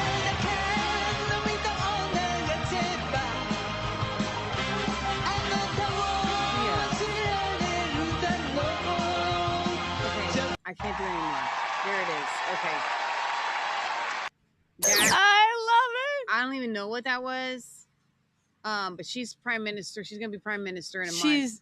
Honestly, Japan. reality TV is kind of what that looks like. So she is Japan's Trump. In a way, right? Stop it. So here is this video. Just kind of, you're watching the former prime minister Kishida doesn't look happy that Taakchi won. He supposedly compared her to the Taliban because she has extreme views. She opposes same-sex marriage. She opposes gender equality because it will destroy the social structure of Japan. She supports imprisonment of citizens or foreigners who deface the Japanese flag. She is anti-CCP and believes in rebuilding the Japanese military. 組閣があって、組閣の前に連立協議なんですよ。連立協議があって、どっちから先に行こうかな。まずちょっと総裁選終わったばかりなので、ちょっとこれ票数というか何があって、ね、高橋さん勝てたのかということで、国会の様子もワイプで見ていただきながらで構わないんですけれども、今 she's winning. Okay, so the next one is actually Islamists in Japan.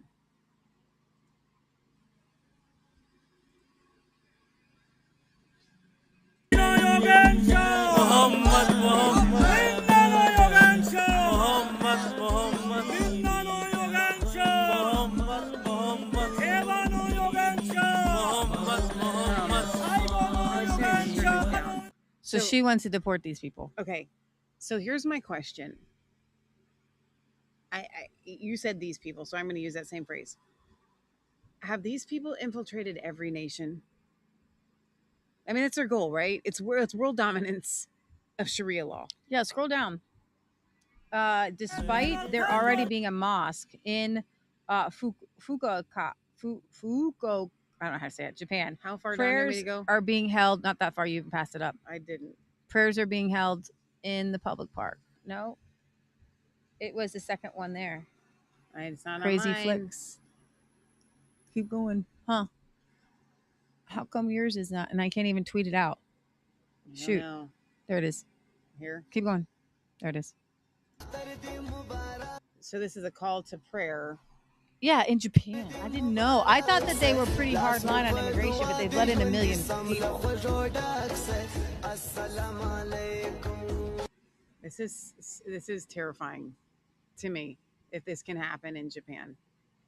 We need a worldwide movement of Jesus. There are more people. There's more videos you scroll down of this Muslim prayer in Japan. Like, what are you doing in Japan? Why are you there? Where are you living? I don't have that. Well, maybe okay, here, the back button. Is this it again?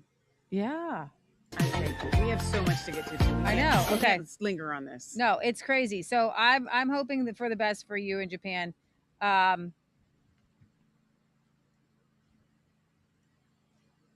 She said she gives a this one. Yeah, it started at 25 seconds, and then you just need to read her little speech here. Okay. Why are we starting it at 25? And because she's like, yeah, we're all coming together. Okay. So just go. So we're just gonna play 15 seconds. Yeah. Or 20. Okay, that's good. All right. And everything else is so very, let's see, to keep bringing them in. So I need to back up some. I think you're wrong. And everything else is so very different, yet people are being brought in all together. To keep bringing them in, this policy, we must pause and reconsider it.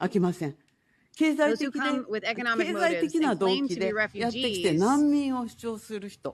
such people will probably be sent home. Also, regarding those who overstay illegally, they too will be strictly required to obey the law.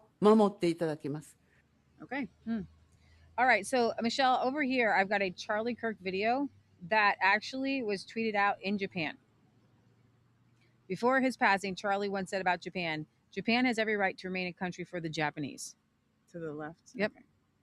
Japan is a very unique country, and objectively, Tokyo might have been the most impressive city I've ever visited. From how clean it is, from how seriously even the just everyday workers take their job. The bus drivers wear white gloves, they bow when you go on, they take their little jobs so seriously. But there is an effort underway in Japan, as there was a big effort underway in Europe and our country, to bring in a bunch of foreigners and to say, well, you know, they're Japanese too. Japan could maybe assimilate 10 Pakistanis or 100 if they didn't take any more right away. But 1 million? And we know they're not assimilating at that point.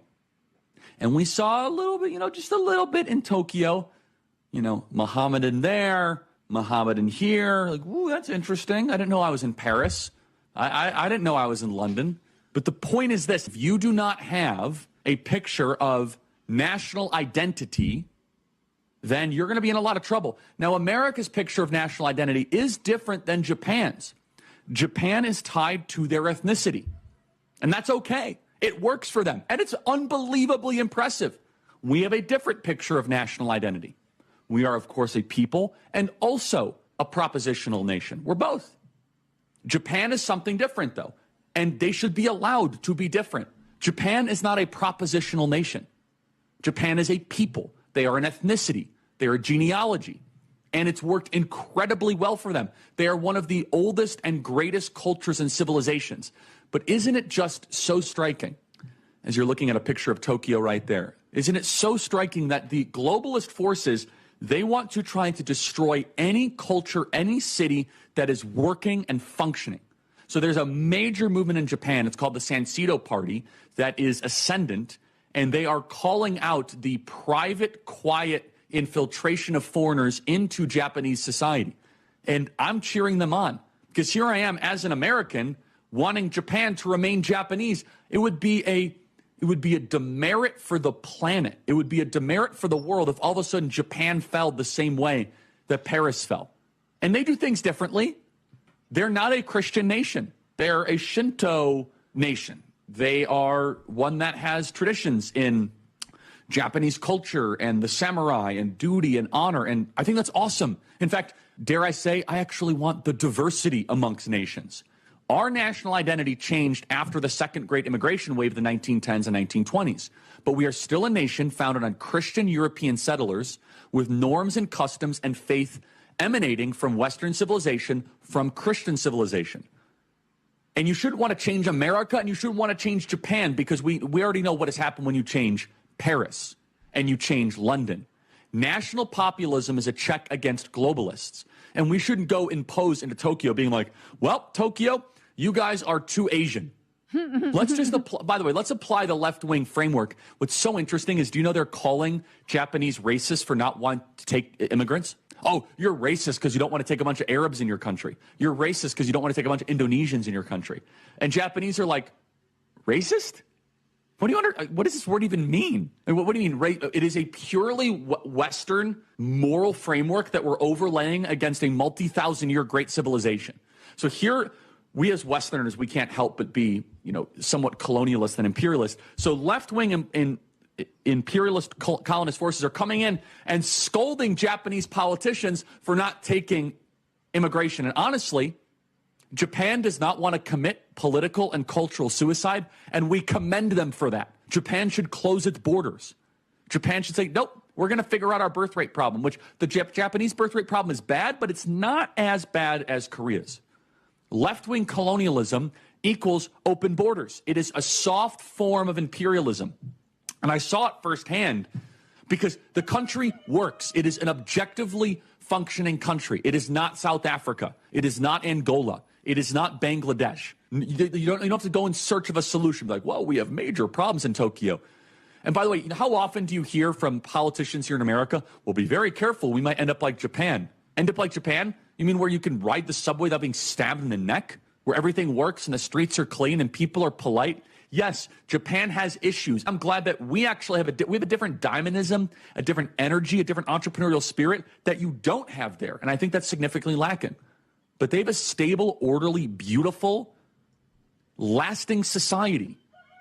And that's a really important thing. Okay, you can pause that. And not only that. So I think that is the kind of the essence of what drove the election towards the right wing, and maybe Charlie had a play in that.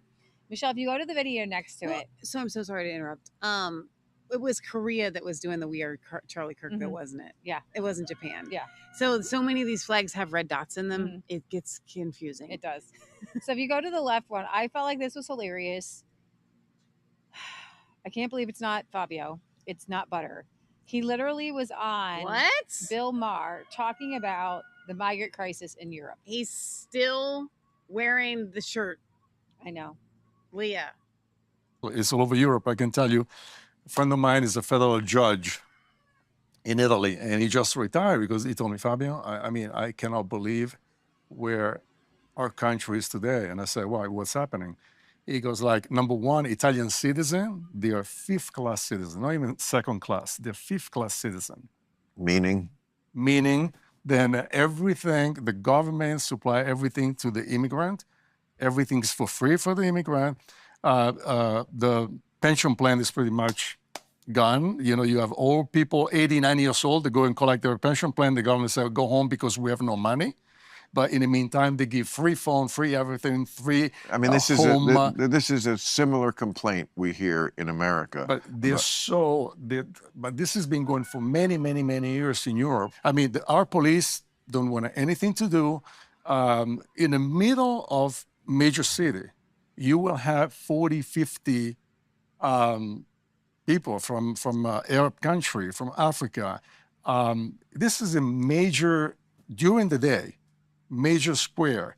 They get around 40, 50 guys, they get 5 or 6 women, and they rape them right there on the street. The police can be 10, 15 feet away, and the police don't want anything to do, because if they get into confrontation, then, if they beat up these people, they're going to be racist, and so on. And my friend told me, it got to a point where law, do not apply to these people.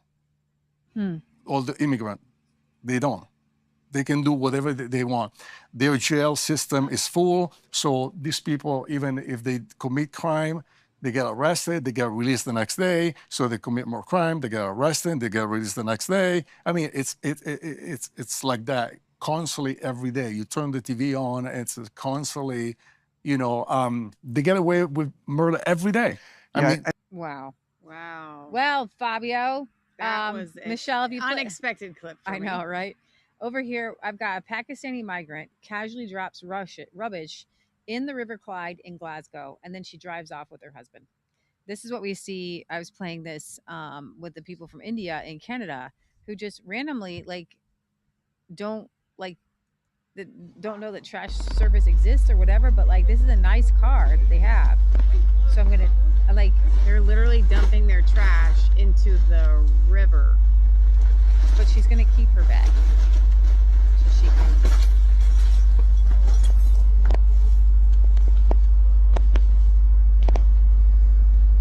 This is why you don't import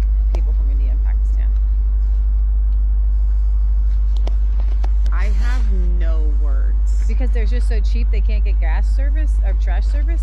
Well, your clip here said that they don't know about the trash service.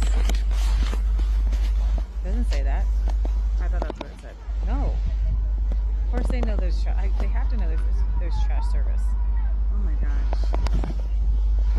It's insane. It's just so dirty. I just don't understand it. Okay, we're gonna do a commercial break though, because I'm a fan of whatever this is. I believe, I'm not sure if it's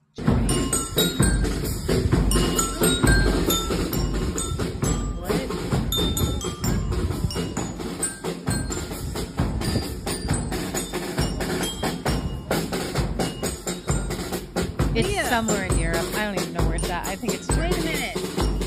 Wait a minute. Wait. This is where the people that are, you're in your kitchen and you're cooking and you're not watching our show. You're losing it. You don't know what's happening in the world. And this is what we don't want to spoil. What? This is a culture that I appreciate. I'm playing that again. I'm playing it again. For the podcast listeners. First of all, these are beautiful geese. Like not the kind of geese that we have. These are like mother goose geese. Okay? They are being marched with a master of ceremonies band in front and behind. And they're just waddling in a line following the lady playing the music down the street in the cutest little line. Never in my born days. That's what I expect to see when I go to Europe.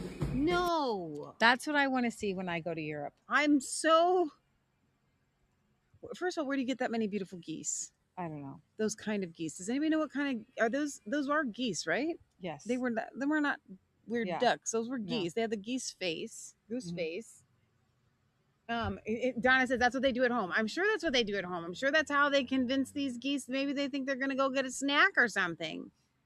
That's got to be it. Like they know that if they follow the sound of the trumpet, or whatever that was. It sounded like there was a xylophone in there. Mm-hmm. It was. I don't know what that was. I just have to have happy news every once in a while, right? So now all of your what was that? The phagy in your body just started killing bacteria and stuff from watching that. That's why we need commercial breaks. People are like, I can't watch your show anymore. My blood isn't doing what it should when I watch it. But it's not true because you guys receive the joy of the Lord by watching our show. You know it. So the Czech Trump, Andrej Babis, wins election, returns as prime minister in the latest European populist revolt. Billionaire Andrej Babis' ANO party won the Czech Republic's general parliamentary election on Saturday and is set to return as prime minister to the Central European country, raising the prospect of yet another splinter government within the EU bloc that would boost Europe's populist anti-immigration camp and reduce support for Ukraine. It would also be another booming stamp of disapproval on the EU's policies. The Babis, known as the Czech Trump, for being a septuagenarian billionaire campaigning on a populist message and passing out red caps to ardent supporters, told supporters that ANO would seek a one-party cabinet but would talk with two small parties, including the far-right SPD, for support as his party will lack an outright majority. He again rejected accusations that his win would make the Central European nation less reliable on the European Union and NATO partner. He said, "We want to save Europe, and we are clearly pro-European and pro-NATO." With 99% of voting, so he's winning. So ANO has promised faster growth, higher wages and pensions, lower taxes, and tax discounts for students and young families during the campaign. These pledges that will cost billions of euros, end austerity, and test the country's frugal mindset resonated with many Czechs. So this is kind of a win for the right-leaning parties. Very happy. Viktor Orban, based Hungary, says another victory for patriots of Europe. Andrej Babis wins the Czech elections. The Czech decided to reject EU insanity. The fact that Babis is clearly against fast-tracking Ukraine into the EU will only make him even more popular at the Kremlin. So, of course, people are thinking that, he's just going to be on Russia's dime or what have you. But I think that he and Hungary's Viktor Orban just want peace.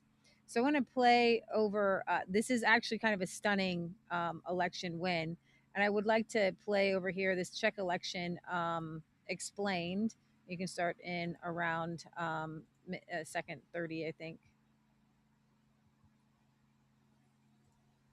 Patriots for Europe was in government from like capping the retirement age at 65. So 30 or minute 30? Second 30. There's 30 seconds in.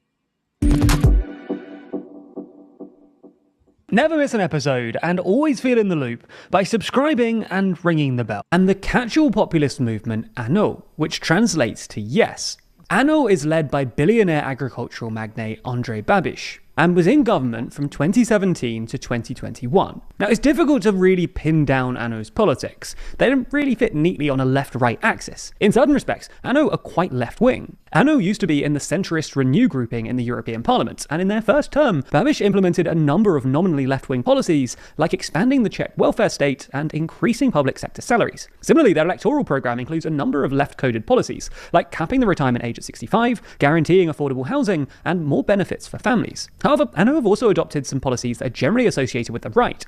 They're pretty Eurosceptic. They're generally opposed to immigration, as well as so-called green policies, or at least those that push up energy costs for Czech households. Either way, it's probably true that ANO have drifted to the right in recent years, as evidenced by the fact that Babiš appeared at CPAC in 2023 and co-founded the right-wing Patriots for Europe group last year, which includes other parties like Geert Wilders' PVV and Marine Le Pen's National Rally. Anyway, due to a severe fallout from the COVID pandemic, where Czechia went through prolonged lockdowns and suffered one of the highest mortality rates in the world, ANO lost the 2021 election to the newly formed Spolu party, which is led by political science professor Petra Fiala and composed of the conservative ODS, Christian Democratic KDU-CSL, and the liberal conservative Top 09. Spolu won 28% of the vote to ANO's 27% and subsequently entered government with two other parties, the Liberal Mayors and Independents movement and the more progressive Pirates Party. Unfortunately for Spolu and Fiala, things started to go downhill almost immediately. The government came to power at the height of Europe's energy crisis and reacted by capping energy prices and subsidising the difference, costing the state hundreds of billions of crowns. Czechia's public finances were already in a bit of a state thanks to the tax break passed by the former government, but this energy package, plus increased defence spending, forced the government to implement some controversial cuts elsewhere. They reduced pension valorisations and increased the retirement age from 65 to 67 years, while increasing taxes on property ownership, small businesses and working people. All at a time when inflation was eating away at living standards, with Czech seeing the steepest declines in real wages across the OECD. This was all exacerbated by a confused media strategy, and Fiala, who hasn't helped himself by stubbornly insisting everything is going fine,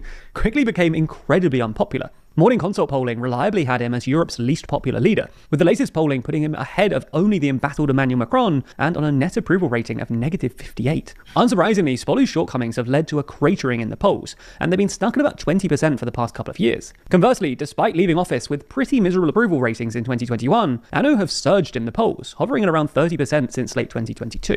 This has translated to a number of victories at the ballot box. At the European election in 2024, for instance, ANO won 26% of the vote, to Spolu's 22%. And in the Czech local elections of September that year, they won an astonishing 35% of the vote to Spolu's 24%. While Babiš himself lost the 2023 election to Petr Pavel, this was largely because Pavel had a unique cross-party appeal, and ANO were very much the bookies' favourites going into yesterday's election. It was therefore no surprise when late Saturday evening, the Czech Election Committee announced that ANO had indeed won the election by a sizable margin, with 35% of the vote to Spolu's 23%. Czechia uses a broadly proportional electoral system, albeit with a relatively high vote threshold of 5%, which slightly advantages larger parties. And that means ANO's vote share translated to 80 seats in the 200-seat Chamber of Deputies, while Spolu won just 52. This does still mean that ANO will have to rely on the support of smaller parties in order to pass legislation. So you can pause that. Peter Sweden had tweeted out Andrew Babis won in the Czech Republic. The right-wing Freedom Party won election in Austria. Geert Wilders is leading the polls in the Netherlands. The right-wing AFD party is number one in the latest Forza poll in Germany. Marine Le Pen's National Rally won most number of votes in France. The anti-woke Vox party is rising in the polls in Spain and is the third largest in Spain. The right-wing Swedish Democrats are increasing in the polls and is the second largest party. There is a political earthquake happening in Europe. Somebody else tweeted out, yes, but in France, France banned Marine Le Pen.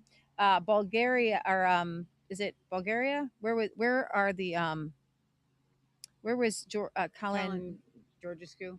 Yeah, Romania banned Georgescu. Looks like Germany is in talks about banning the AfD, the main opposition. In the UK, they're arresting like people for social media posts. And in Norway, this person says police illegally tried to enter my house after I exposed how leaders in a religious cult were engaged in what many consider grooming young girls. And then somebody posted, and Japan. So there is a political earthquake. And somebody else says, well, these are just people advocating for normalcy. However, it's so funny because somebody else posts, Babis is not a right-wing based anti-woke leader. He's a centrist opportunist who was a Communist Party member and communist secret police agent during the 1980s. I'm going to give him probably the Vladimir Putin treatment on that, because Putin was obviously a communist under the KGB. That there are people who are tired of the wokeness that may still have communism in their mindset a little bit. Obviously, I think that Babis is a little less dictatorial than Putin. But we're going to keep our eye on that. The idea, though, in the election is that the people are done with the woke and the left and the communism and the gender things and immigration. Right. And they're voting it in or out. Regardless of whether, and because I want to be really careful on our show.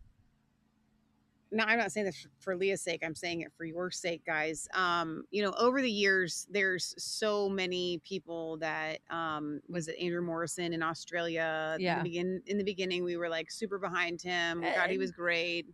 Giorgia Meloni, we kind of knew. We kind of knew from the beginning, but we're like hoping, that she would do well.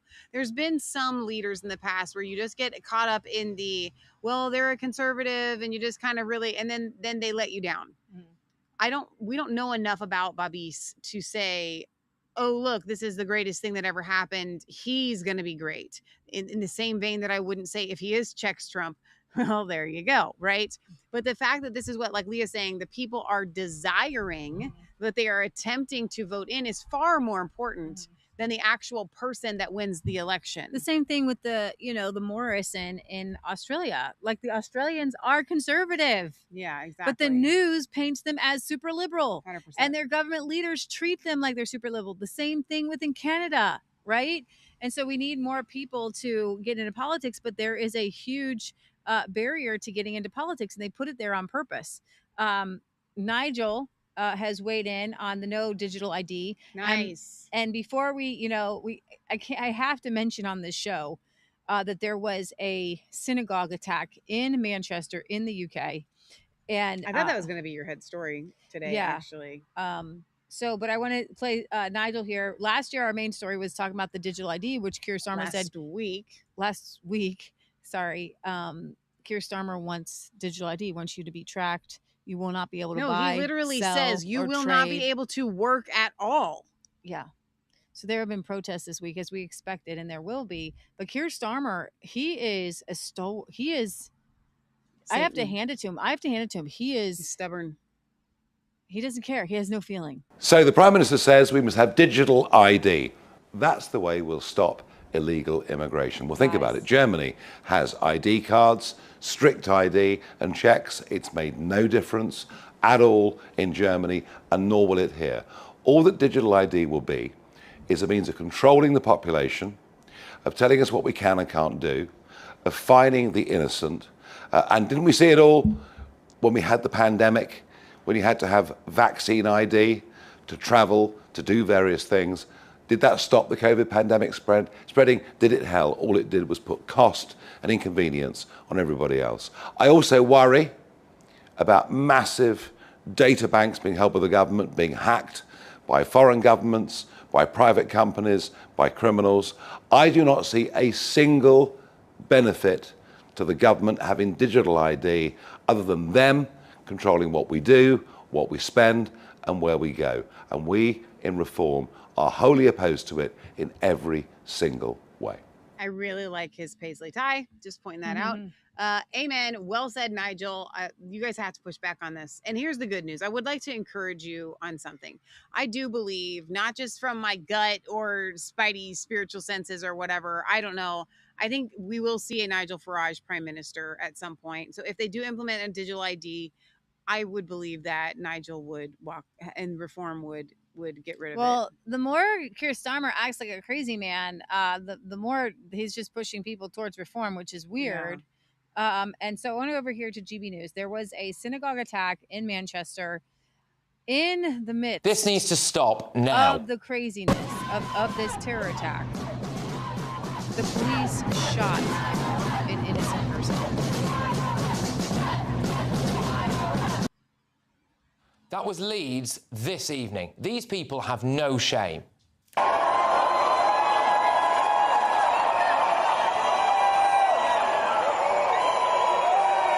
they're using this stabbing almost as a...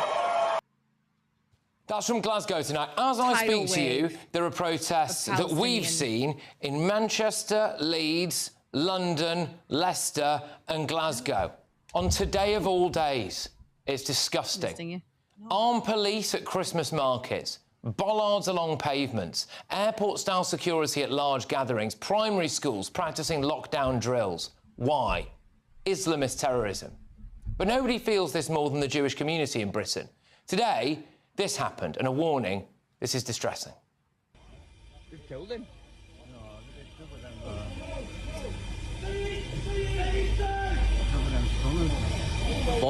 Hell, Lucas. Everybody else, get back! If you're not involved, move back! Get away! Somebody stay with everybody else! He has a bomb! Go away! He's got a bomb on him! He's got a bomb! Mate, he's got a... Man, he's got a bomb on his jacket, mate! He's trying to go in a...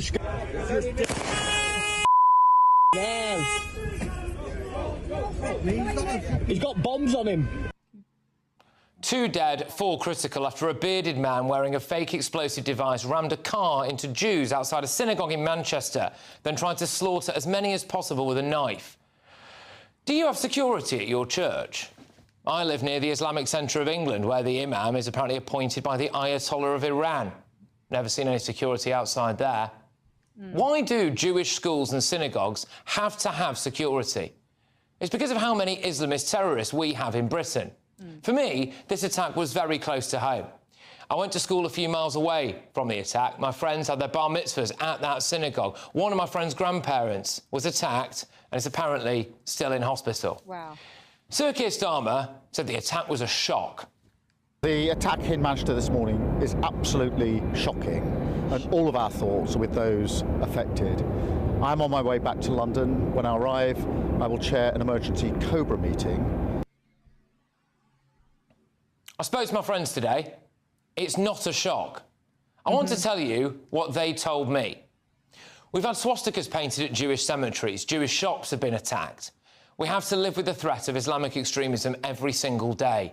We all knew something was going to happen because we've imported people from countries and cultures where they are taught to hate Jews. Another lad I went to school with works in the NHS. He hides his faith, not just from patients, but from his colleagues. He feels that if his colleagues in a wonderfully diverse NHS found out that he was Jewish, that he would face persecution. Another friend of mine lives just a few doors down from the synagogue in Manchester. He's too afraid to let his girlfriend walk to work nearby in case someone notices that she's Jewish and attacks her. Here's another quote for you from my friend's mum, who lives nearby. Sir Keir Starmer can save his platitudes. He's a weak leader, and weak leaders create weak countries. People with his political views and ideology have emboldened lunatics who want to kill us. Jews from Manchester could set up a colony on the moon, and they'd still come for us.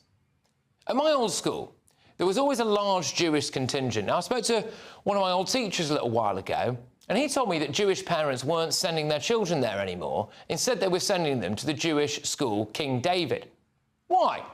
Because there's more security. They feel as though they have to put their children inside a ring of steel just to get a safe education.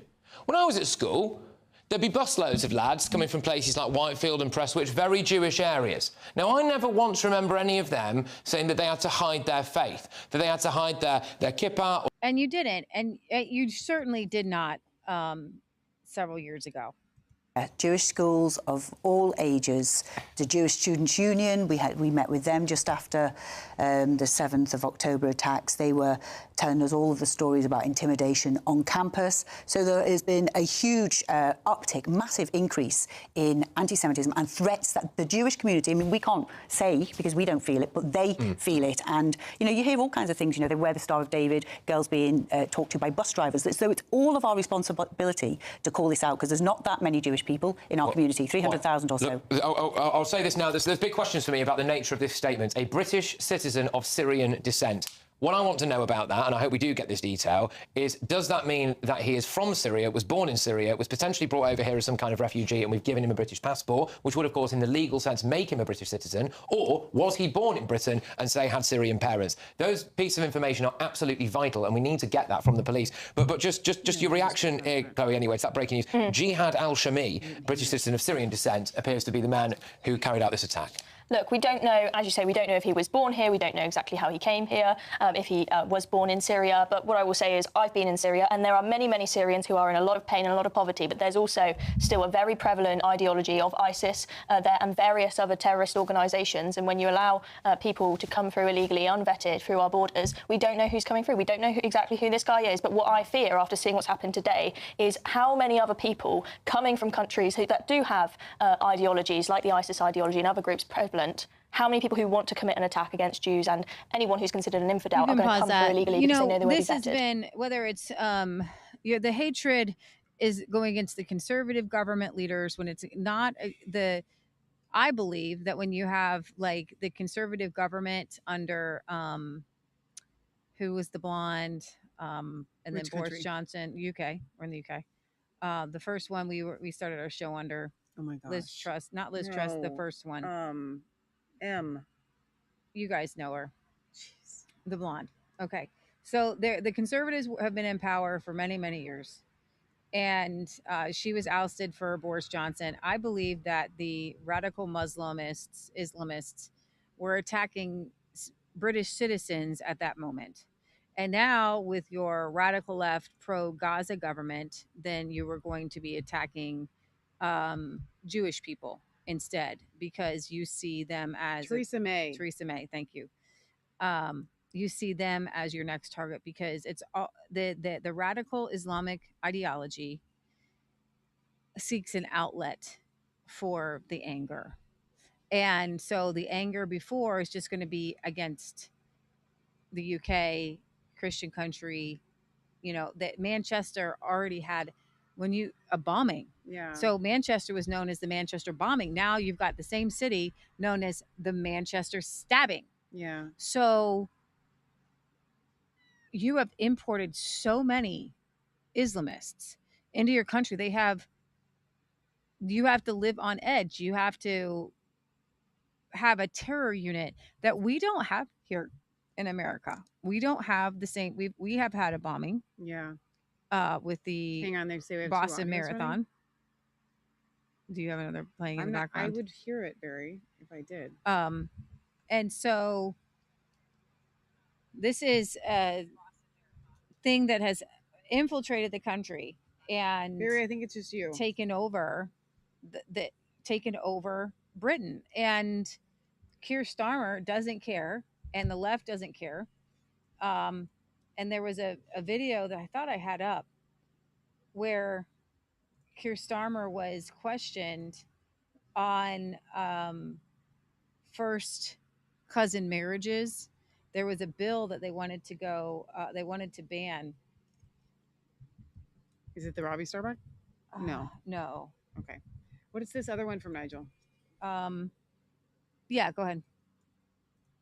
The scenes of Jewish people being butchered on the streets of Manchester yesterday, I think, have shocked many of us deeply, deeply to the core. And I want to extend, on behalf of myself and our party, our absolutely most sincere condolences to all of those affected. But it's worse than that. It's bigger than that. It's deeper than that.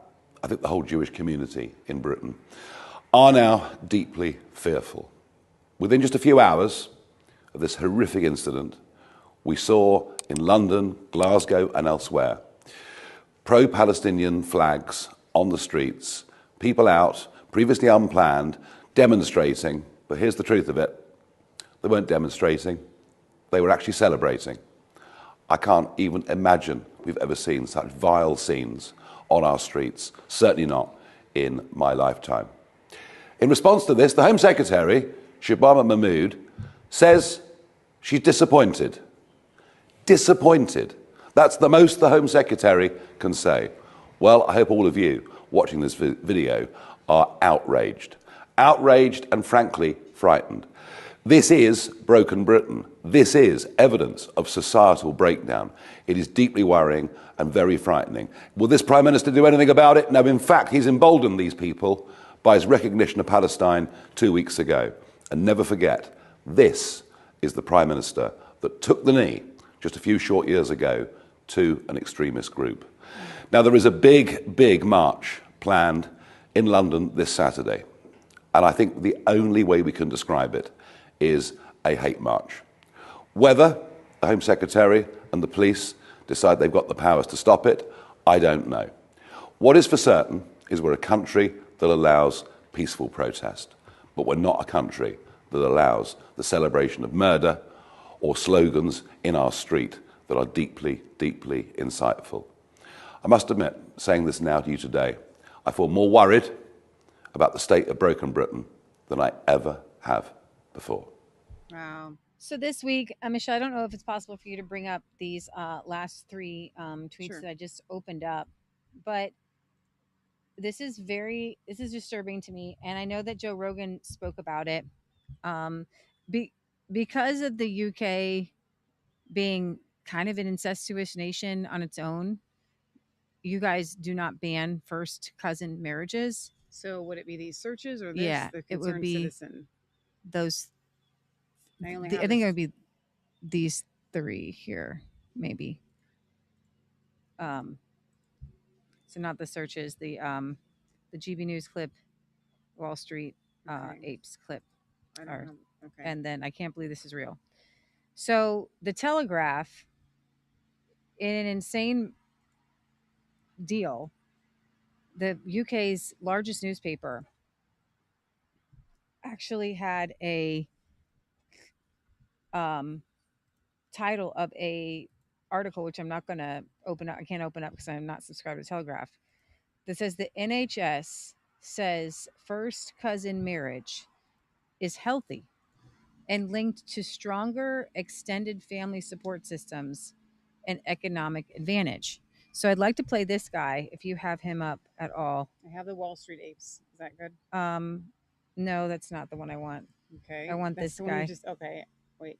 Let me see. Maybe you don't have this guy. I have there's tons of cousins. Yep. That's one you want. This is the one I want. Okay. You're This is freaking me the- out with this subject here. I know, me too. Shocking facts while you bring that one up. No, it's up. This Ready to go. this one. You just said this I know, was the no, one you this wanted. one, this But one. you literally, I said No, this one, and no, you said I yes. said this one. But I wasn't looking over there. I'm okay, looking at my I said screen. no, this one. This one. This is Shocking facts exhausting. about I don't know Islam. that I have that. I can just. I keep just trying. tried. I just keep opening them. A lot of them are the same ones. I need my Twitter back. I can't retweet. I'm just sorry. I don't know how to get you the stuff that I You got. can retweet on my Twitter, but you can't scroll through your Twitter and then retweet it on I my know. Twitter, which is the I know. difficult part. You could just go through and like follow all the same people on my Twitter that you follow on your Twitter. and That's then your not the feed would be point. the same. Kind of. I just have to do it, and it's a whole nother thing. I know. Um, So let me just do this. Okay. So X, this works every time. .com / what? Girl Patriot 1974. Hang on, there it is. It just Okay. pops up as There we soon as I get Girl Patriot. All right, we're getting it. There we go.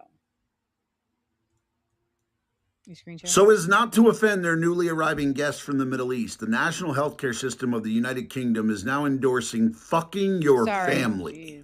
Guys, look, I wish I was joking, but So pause. If he said it once, he'll probably say it again. Let's hope so not. please keep your children away from our show. I'm not. Like, this is the guidance from the national healthcare system of the United Kingdom. And the worst part is, they acknowledge that fucking your first Sorry, cousin you're right. is going to result in some birth defects. It's going to result in fucked up kids. Okay, we're gonna stop his video. Okay, we don't like the cursing. Your cursing is not helping. Okay, your cursing is taking away. This is why we're not winning. This is why we're not winning. Let me play the other guy. Can I play this guy? Well, yeah. Well, let me read this first. Shocking facts about Islam and Muslim culture that is growing rapidly in the UK and America. You tell me if you think that these things are compatible with Western culture. Pakistan has the highest first cousin marriage rate at 40%. In Yemen and Iraq, girls can be married at 9%. In Somalia, 98% of women have genital mutilation. Most of the other Muslim countries have very high first cousin marriages. In Saudi Arabia, women can be put to death for witchcraft. In many of these countries, renouncing your faith is executable by death, adultery, and well, you get the point. Go ahead and play the GB News guy. Okay. We've got the Sunday Mail now with Britain's Pakistani community keeping an old Norfolk tradition alive. Unfortunately, that tradition is marrying your own cousin, Adam. Yeah, absolutely. There's a lot of cousin marryings going on around the country. You can count them on all your 6 fingers. There's what's interesting. So this is from the Daily Mail. The headline reads: "The horrifying truth about the first cousin marriages in Britain." Now, what's interesting about this, why it's they referring to it as being horrifying, is because no council seems to have any sort of record of how much of this is going on, because it's not required to sort of keep track of this. So we don't know. All we do know, the last bit we do have, is saying about 10 years ago that it was thought to as much as 37% might be within the Pakistani community, might be sort of within cousin marriages. Well, yeah, and there's studies that show even higher than that, and I can understand why so many councils don't want to record this data, because it could be used by people like me to make fun of stuff. But yeah, there's a 5-year study in 1993 by Bundy and Hallam that found that 75% of the Pakistani community in Bradford had cousin marriages. That's higher than in Pakistan, where it's just 64%. Well, it's different with Bradford, isn't it? Because if you do have inbreeding, it does heighten the risk of birth defects and the delays in learning and speech problems, and that's just on top of them coming from Bradford. So there's apologies, but also stop inbreeding. Stop inbreeding. But when Keir Starmer asked to end first cousin marriage, he said no. And marriage between first cousins carries significant health issues, many of which aren't even knowable until post-birth. When practiced generation after generation, there is a significant multiplier effect. In addition, the real impacts for the openness of our society and women's rights in our country are also significant. After all, there are significant dynamics in sharing a same set of grandparents. On Friday, this government has a choice to let my bill go through to ban first cousin marriage to committee stage. Will the Prime Minister think again before instructing his whips to block this legislation? Prime Minister. Mr. Speaker, we've taken our position on that bill. Thank you. Can I just... Keir Starmer has to be in favour of first cousin incest. Okay, so I have a legitimate question here. Okay? I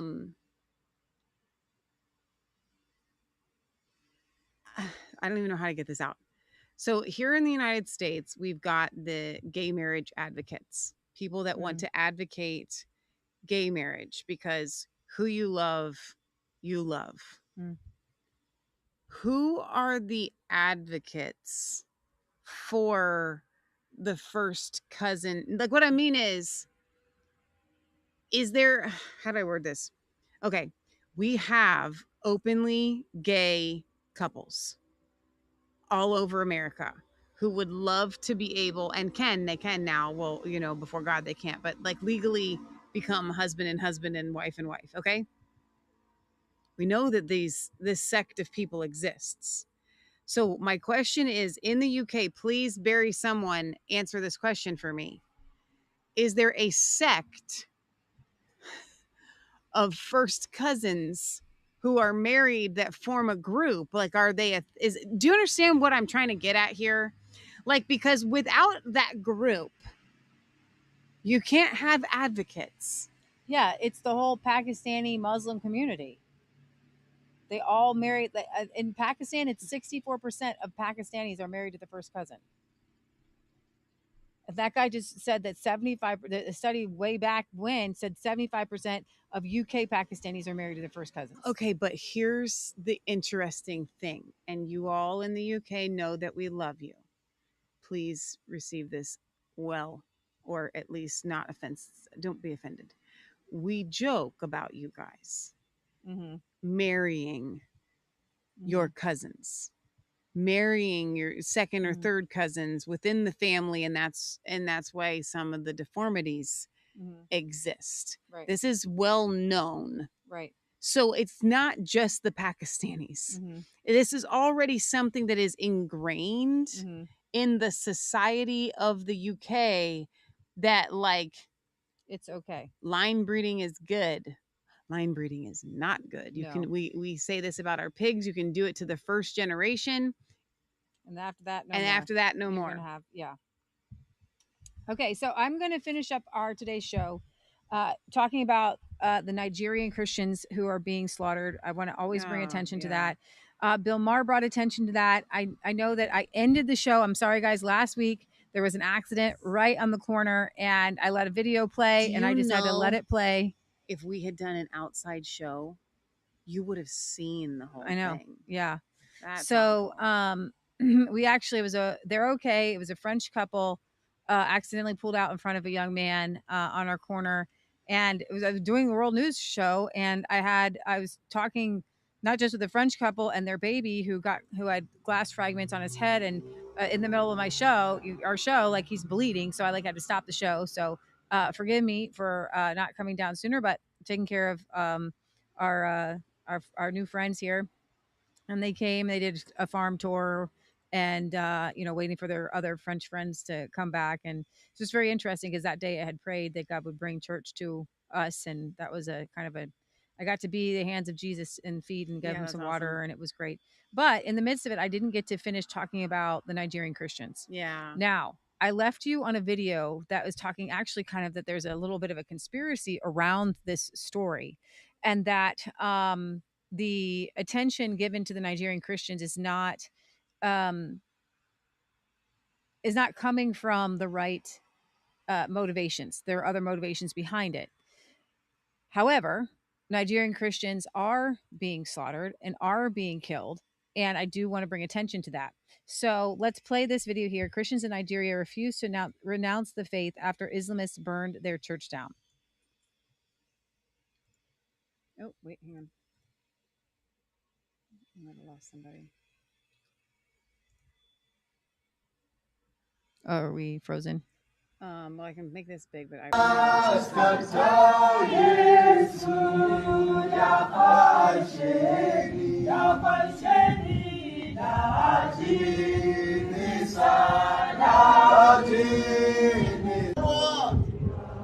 We praise your name, Jesus,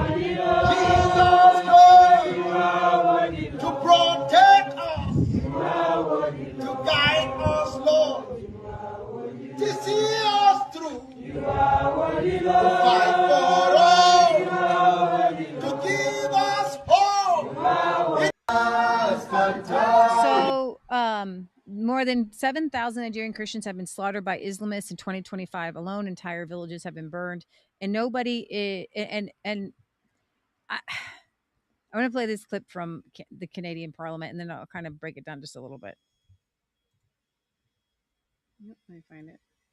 There. This is it. Yeah. I think, right? The Honourable Member for Regina Capel.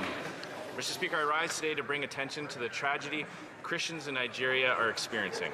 The deadly terrorist organization Boko Haram is trying to eliminate the Christian faith from Nigeria. This is the same terrorist group that kidnapped dozens of young schoolgirls and burned innocent civilians alive in cages. According to reports, over 3.5 million people have been forced to flee their homes. 3 churches are destroyed every single day. 7,000 Christians were massacred this year alone, and the faithful must now meet in secret or in burnt-out sanctuaries. Sadly, the world is turning a blind eye to the plight of Christians in Nigeria. There are no embedded journalists covering the violence. There are not daily updates. Politicians around the world are not asked questions about how they will respond. We cannot ignore this violence and tragic loss of life. We must speak out and shine a light on what's happening so that people can donate to relief efforts and provide support to those displaced by violence. To my brothers and sisters in Christ, we know you know the power of prayer. We will not forget you. Stay strong. Keep the faith. Wow, that's powerful. So last week, though, I played a video by a man named David Canadian, and he actually has compassion and was researching the Nigerian Christians. Michelle, I don't know if you can just plug this in. Yep. And he's saying that there might be something a little bit more nefarious to, unfortunately, all of the news here about the Nigerian Christian slaughter.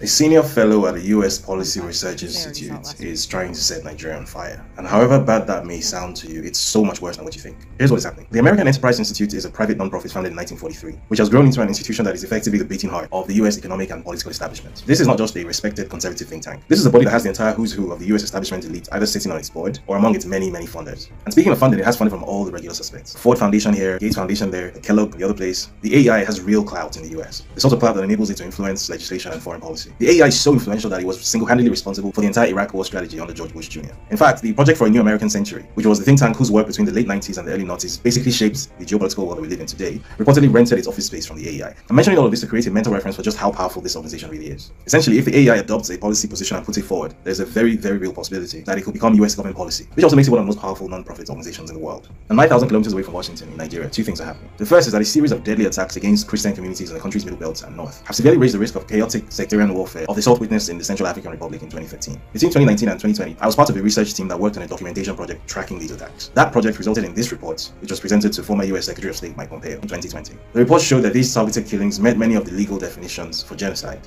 and it formed the basis for his decision to designate Nigeria as a country of particular concern shortly before he left office. Now, the second thing that is happening is that a few hundred miles to the southeast of this violence, a different type of violence is taking place. This time because it's not religious but ethnic. The indigenous people of Biafra, IPOB, a group that emerged from relative obscurity to national notoriety over the past decade, led by its charismatic director, Nnamdi Kanu, is on a rampage, or at least a faction of it is. Now, I don't want to bore you with Nigerian history, so cliff notes. During the 3-year Nigerian Civil War, also known as the Biafran War, between 1967 and 1970, an estimated 3 million civilians on the Biafran side died, mostly as a result of starvation due to a Nigerian federal blockade. Most of these casualties were from Nigeria's Igbo ethnic group. And while Nigeria's government has never officially recognized these events as a genocide, there is very little doubt about the true ugliness of what happened all those years ago. While the end of the war in 1970 did not lead to the end of Biafran separatism as an idea, it was the emergence of Nnamdi Kanu and his IPOB group over the past decade and some that turned that residual bitterness into a political ideology. A violent political ideology. People must go to the bush, ambush them. Go to the bush, you need to cut them off from the back, ambush them, take their guns from them and kill them. These are animals, are not human beings. They may be wearing police, they are not human beings. These are terrorists from Niger. These are terrorists from Gambia. These are foreign terrorists from Chad. They are not human beings. Disarm them and kill them. If you allow them to scare you off the streets, your life is over. Your life is over. And I want Lagos Airport to be on flames. Boost the perimeter fence. Go and burn down Lagos. Anybody, if you have double barrel, if you have pistol, anything you have, give it to them, let them go and kill them, penetrate the airport and set Motoram Airport on fire. Set it ablaze right now. Then the world will listen. You are dealing with animals. Fulani Janjaweed, they are animals. They do not reason. They do not reason. You don't know them. You don't know them. How many policemen died? I don't want to hear they kill us, they kill us. How many did you kill? How many police or army did you kill? How many? They have burned the Lassa police station. They have burned it down. They burned the Select police station. They burned the Orile police station down. Everything is down now as I'm speaking. Thank you very much. These days, Kanu sits in prison in Nigeria's capital, and IPOB has been proscribed as a terror entity in Nigeria. But this has only worsened the violence. Since Kanu's arrest, a young lieutenant of his based in Finland called Simon Ekpa has filled that leadership void with methods so violent and so off-putting that the group has effectively split into two factions, with a faction loyal to Kanu regularly dissociating itself from actions linked to Ekpa's faction. Taking advantage of Nigeria's weak internal security and Nigeria's elephant-based government, Simon Ekpa has created a non-state militia calling itself the Biafran Liberation Army. And you can guess the rest of the story. It's a mess. And here's where the AEI comes in. Now, over the past few months, Michael Rubin, a senior policy fellow at the AEI, has published a series of articles on the organization's website, openly calling for the US government to intervene militarily in Nigeria, ostensibly to help Biafra, which according to him is a persecuted Christian oasis surrounded by a hostile Islamic majority in Nigeria. The problem here is that this is simply not true.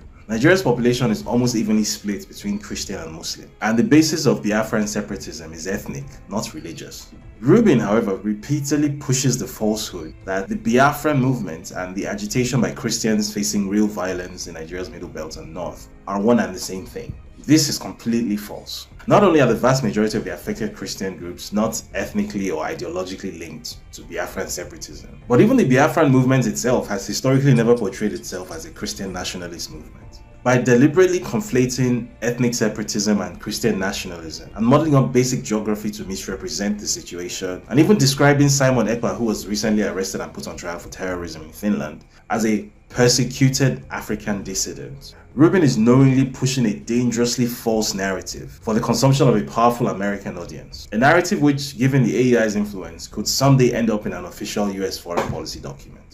While fringe ideas about Biafran exceptionalism, such as an alleged Biafran Israelite origin, have long existed and were even promoted by Mr. Kano before his arrest, they are usually recognized as fringe views and not taken seriously. This was the first time that a powerful policy organization with genuine influence over American government decision-making is attempting to mainstream the idea that one of Nigeria's 3 majority ethnic groups should be designated as an Israel by the US government, with the rest of Nigeria becoming Palestine, if you know what I mean. And if you're familiar with the AEI's position on the real Palestine, this should worry you a lot. If you're in West Africa, you should especially be worried, because if this attempt to seed this dangerous narrative should bear fruit, and the result is any kind of sustained foreign military presence in the supposed Biafra, then there's every probability that we'll find out too late that this whole thing is being orchestrated for the same reason that every other African conflict is orchestrated. The resources. Wow, yeah. It's always the resources. So I wanted to give you an underlying just look at what might be behind this sudden push to bring attention off of the Palestinian conflict and onto the Nigerian Christians. And I don't think that they really have the Christians in their best interest. And I'm going to have to do more research into this. It's not readily available. But anytime I see a coordinated effort from Bill Maher to all these other, parliamentary people, like I have been talking about, the massacre of Nigerian Christians for a while. When these other people get on it and what they're doing, and they're not just saying, hey, we need eyes on this. They're saying, but instead of what Israel is doing, then something is up, and I don't trust it. But I do want to end with something that I thought was kind of neat, and just kind of random. I wanted to get into the heart of Nigeria and just kind of see what was going on there. And I stumbled across a village that is known as the Village of Twins in Nigeria. So we're used to talking badly or bringing up all kinds of bad news. And I don't want to do that to end the show. I just thought this was really interesting. So let's play a few clips from here. A village in Nigeria that has the most twins in the world. And I just found, it. House in this Nigerian village has twins. Welcome to Igbo Ora, the place with the highest birth rate of twins in the world. Nearly every household has a set of twins, and nobody has ever come here to investigate why. This is the land of twins. Could it be genetics, their diet, or something else that is yet to be discovered? Right now, I'm driving 4 hours from Lagos to the village so I can meet as many people as I can to uncover what makes this place unlike any town on Earth. The first place we stopped, I was like, oh yeah, he's a twin, he's a twin, he's a twin. In the city center here is a giant statue of a mother with twins, and it was actually donated for the World Twins Festival, so it really is a thing. For my first stop, I'm heading straight to the center of town to get my first clue to this phenomenon. All right, it's time to investigate even further. We have now entered the busiest market in the town of Igbo Ora, so I'm on a mission to meet some English-speaking twins, because as we're finding out, not everybody here speaks English, and we're gonna see if they're willing to show me around and tell me about what life is like as a twin. The way they get your attention here, they go... Are you twins? Yeah, we're twins. How are you? Do you know any twins here? There are many twins. Boys, girls, boys and girls. Don't worry, you will find them at home. There's nothing like walking around markets in small African villages. The vibrancy, the colors, everything is laid out nicely. People are smiling at you. It's amazing. This one little stand here in the market, they have all kinds of fresh fruits and vegetables. How are you? Are you a twin? Do you hear Yoruba? What's your name? My name is Anna. Nice to meet you. Are you a twin? Yes. Everybody is a twin here. Right now, we're just in it. We're just in the market. There's chaos, there's colors, everyone, everywhere, everything, all at once. You're twins? Yeah, they are twins. Wow, you look very nice. It's really true that like every corner you turn here in the market, you just see faces that look the same. Even though Nigeria is an English-speaking country, it's actually very difficult to find English speakers. Usually the ones that go to school that are educated can speak, but here in the villages, they usually speak native language, which is Yoruba. After another 30 minutes of wandering around, I come across a perfect English speaker who is willing to answer my questions and show me the daily life in Igbo Ora. Are you a twin? I'm a twin. Everyone I ask is a twin, everyone. Everyone here is a twin. Why is everyone twins here? There's actually a secret behind that. There is a soup in our land here that people take that do make them to give birth to twins in multiple. Almost every house in this land have twins. Is it made with okra? It's an okra leaf. Do you have kids? Yes, I have Are they kids. twins? No, I don't have twins. Wow. But I'm a twin. And I have sisters that are also twins as well. And how does that make you feel that you're from a place that is blessed with so many twins? Well, it makes me happy and I'm very proud because this kind of research has actually made this town to become popular. I'll tell you what, I will support all the food for your dinner with your family if we can hang out for a bit. No problem. That is what's Yeah. Grace kindly says yes, and she wants to prepare the famous soup with okra leaves. So maybe I'll be on my way to having twins? This is the leaf right here. It is called ilasa. This is called a locust beans. So it is used in preparing this soup as well. So we can actually have this leaf also. I went right down this recipe. We got okra leaves and locust beans. Okay, locust is from that's like a cacao type tree. I think it's cacao. It's carob powder. Is isn't it carob? All right. Yeah. So this leaf is part of what That's every day. Carob is in my health shake every day. So I just need to get married. I'm gonna start popping them out, baby. I need okra leaves. We had to that okra leaf to make it draw very well. This is called murogbo. Cool. Not gonna get Morocco. You're not gonna get that. Hello, Mama. I'll pay for it. 200. Thank you. Bye-bye. Do you enjoy living here? Yes. It's my hometown. I'm kind of surprised that a lot of people here don't speak English. The reason why people don't speak English is because some of them are not educated. Have you ever seen tourists here before, like me? I've been in contact with some tourists before, but we never had interaction. Any... So this is the first time? Yes, this is the first time. time. That's amazing. You were really kind to me, so I'm happy to meet you. Thank you. Okay, come. This is a very nice place. She's my mommy, and she also have a twin. Wow. So it's true. Everybody's a twin here. That's what I'm telling you, that there is no single house in this town that does not have a twins. Wow. So every house, no matter how small or how big the house is, they'll surely have a set of twins. I'm so lucky we just met Grace. She is an absolute sweetheart. She speaks perfect English. I'm just excited to hang out with someone cool. I like meeting cool people. Grace, you're amazing. Thank you. You're very sweet. We've gathered everything we need from the market, but Grace has a few things to do before dinner. In the meantime, I'm heading around town to find more answers to the land of twins. We just showed up to a random school here and we went in the classrooms. Every single classroom has a twin. Did you know that Igbo Ora has the most twins of any village in the world? Yes, in this town, more than anywhere, any place in the world. And why do you think that's the case? It is work of God. Secondly, relationship by the vegetable and the water. The principal invited me to visit some classrooms to meet some twins. I have a soft spot for kids as I was once an English teacher myself in South Korea. Wow.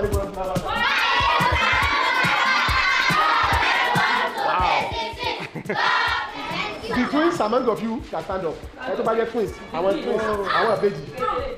Nice to meet you. We've entered another class here. Triplets. Wow. Who has the most arguments between the three of you? Which one of you is the friendliest? Every class in this school have a twins. The principal guy, the really nice guy here, has arranged the twins to come outside, and there's a lot of pairs here. How does it make you feel to be from Igbo Ora and there's beautiful twins everywhere? I'm feeling happy. I'm proud of my town. And there is a special carnival every year, which many visitors came around the world to visit this town. What do you want the world to know about Igbo Ora? We people here, we are financial handicapped. We are not a rich people. Many of these students, they are maybe orphan or they are coming from poor family. So we want all the world help us by sending the many NGOs to our Igbo Ora to come and help the poor people. So that's I want all the world to know about Igbo Ora. We are okay. We are living here with peace. The principal is on board to help me with my investigation of twins, so he wants to introduce me to the community chief. How are we doing? Fine. You're welcome. So I came here because I heard that there are more twins here than anywhere else in the world. That is exactly what's happening. Yes, so it's true. Why is that the case? Why are there so many twins here? It has to do with what we consume here. We have what we call oracle. The oracle have predicted that this town will be populated with twins in the ancient time. Now the research has discovered through the consumption of crops we have here. When there's twins in a family, do they normally do everything together? That is common with them. They do things together. So because there's so many twins in this town, how does that benefit the community? The government of Oyo State have taken over that. We are going to have a twins village there could be artifacts, another thing that will benefit. People will see and go there and see what is happening. Can you tell me what it's like to have an identical brother? Had the same answer. It's the work of God that they have been born in Igbo here, and they are twins, and they are happy. They do things in common. Can you tell me what it's like to have a twin? Okay, they are very happy to be twins. They eat the same food. The dress is good, commonly. Do sometimes some of your friends, do they mix you up for who's who? So it does happen? Yes. Are there any disadvantages to being a twin? No. No, we don't. No problem. No quarrel, nothing. Now that I've met the chief and spent time with some more twins, I'm on my way to meet back up with Grace, and I can't wait to meet her family and try her soup. Is this really what causes such a high birth rate of twin siblings? Getting inside a local person's house is my favorite thing about travel. You can really feel the culture and meet the people, and Grace has been so kind to let us come inside her house. Hi. Have you seen the twins? Yeah, I see them now. Identical So twins. who among them is it? No, they are not my babies, but they are my neighbor's babies. Exactly. That's adorable. Let's go inside. Right? Yeah, sure. I'm following you. Bobby!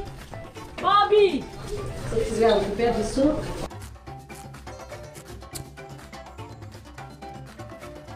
Do you prepare food every day for your family? Yes, I prepare food every day. That's nice. Do your kids help you cook? Yes. Do you work? Yeah, I'm a teacher. You're a teacher. Aha.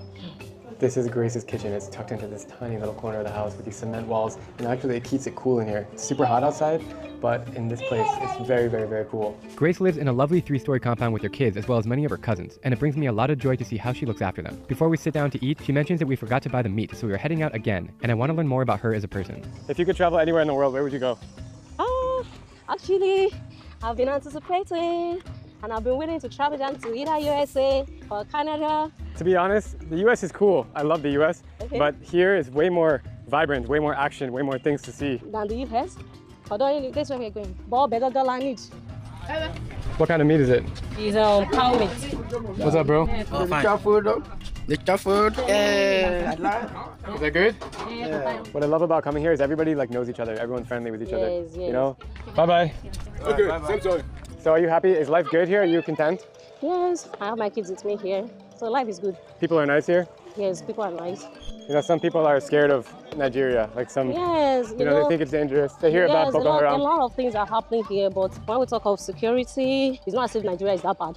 The only problem we have is the economy, inflation, and the hike in price of things that people use and people hate. That's the only issue that Nigeria is having for now. When they say Igbo, it means white person? You know, people love saying white person. Yeah, it's like Mzungu. I gotta be honest, it is true that everyone here has twins. I walk inside random villages and you just ask a house and they bring them out. Twins, twins, and twins. So we have a beautiful scene here. She's so kind to let us be inside of her house. We met all of her friends and family and kids, and there happens to be a lot of twins that live in this building. And so can you tell us what this is again? What's in it? That is okra leaf. We call it lasa. So this is the secret sauce of the twins. Yes, yes. So if I eat this, I might produce twins with my wife. Yeah, you might. And this is cassava, cassava flour, and it's basically the same texture as Play-Doh. Very, very sticky. It's a substitute for bread and for rice. It's crazy to think that, if it is true that it is the soup to have them produce more twins, it's crazy to just see it happening. Like the generations, they just keep eating it, and they produce twins. It's expensive to have kids. So is it ever a problem if a family has too many twins? Some families, the moment they give birth to maybe their first set of children is twins, some family will just stop giving birth because of the belief that they will not be able to take care of them if they are more than that. Got it. I got my plate of meat. This is cow skin, and we have the soup and the cassava. Put it on your hands. It's really, really, really gooey and sticky. You just dip it in the soup. It's very delicious. It's quite salty. It's good. Okra leaves. It's spicy too. There's a little spice in there. This plate has a lot of textures. You can see with the cassava mixed. You just kind of get it all over your fingers and then you lick your fingers basically. This is way better than it looks. Like when you just look at the visuals, it just looks like spinach, you know? But when you taste it, it's all this spice, all this different flavors inside. What was your thought when you saw me in the market earlier? The moment I saw you then, I knew that you are there for research. Right now, we are in the computer age. I've always loved creating content, but I've not been chanced to be doing that. So the moment I saw you, I saw it as an opportunity for me to be able to come. That's awesome. Anything else you want the world to know about your community?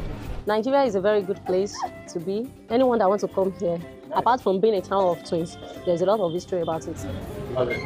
No one knows for sure why there are so many twins in Igbo Ora, but what is clear is how deeply twins shape the town's culture. Twins bring joy, unity, and a strong sense of identity, and that is something to be celebrated. But we're not Okay, that's good. No, that's good. I love it. I love it. That's so interesting. So and now I want the soup. I know. Even though it looked a little weird, I could do without the dough thing. But what if it is the dough thing? Cassava. A lot of cultures eat cassava. I don't know. They said it could be in their water, so you're sunk. Because it's only there. Like, I'm sure. So for the podcast listeners, what I'm observing is that it looked like most of the twins were identical twins. And so that kind of gives you a little bit of a scientific insight into what's happening. It's not the fraternal twins. No. So we're not getting 2 eggs. We have 1 egg that's splitting. That has 2 sperm entering into it and splitting off. So interesting. I know. That's cool. That was really cool. And then, like Leah said, for those of you that are just joining us now, you missed, I think it was Steelers or somebody that had mentioned twins with the blood thing that I was saying earlier. To kind of like prophetically predicting your show today, which is super cool. Steeler says, it is great. I was born in Ohio where they do this with twins. Oh, do they do that with twins in Ohio too? Somewhere? Twin festival, maybe? I'm sure everybody has, but from what we just watched, that's like the twin capital of the world. Mm-hmm. Like more twins there in Nigeria than in any other place in the world. I would think it's also genetic, though. I think that it's got to have more to do with the bloodlines. Mm-hmm. You know what I mean? That seems to make the most sense. I don't know. Leah, is that your show? Yep. So excellent show from Leah there. We don't have to play any kind of extra on the outro here today. But I would like to, and normally I would, but Leah wanted to end the show a little bit earlier than normal today. Which is why we tried to get started a little bit earlier. I didn't tell you guys what happened to my knee because I really don't know what happened to my knee. I literally was coming around the setup here and my knee hurt so bad. It was the pain of having broken a bone, and it subsided within like 15 seconds because I sat down, I took the weight off of it. And so I sat there for a minute and I was like, okay, maybe that was just some sort of fluke thing. And so then I got up and tried to continue getting everything ready, and it happened again. And I just started crying, and I was like screamed for Leah because it was so excruciating. And she gave me, I do want to advertise for this today because this is a really big deal. She gave me the CBD tincture from Organic Body Essentials. I took a dropper full and I put it on my knee.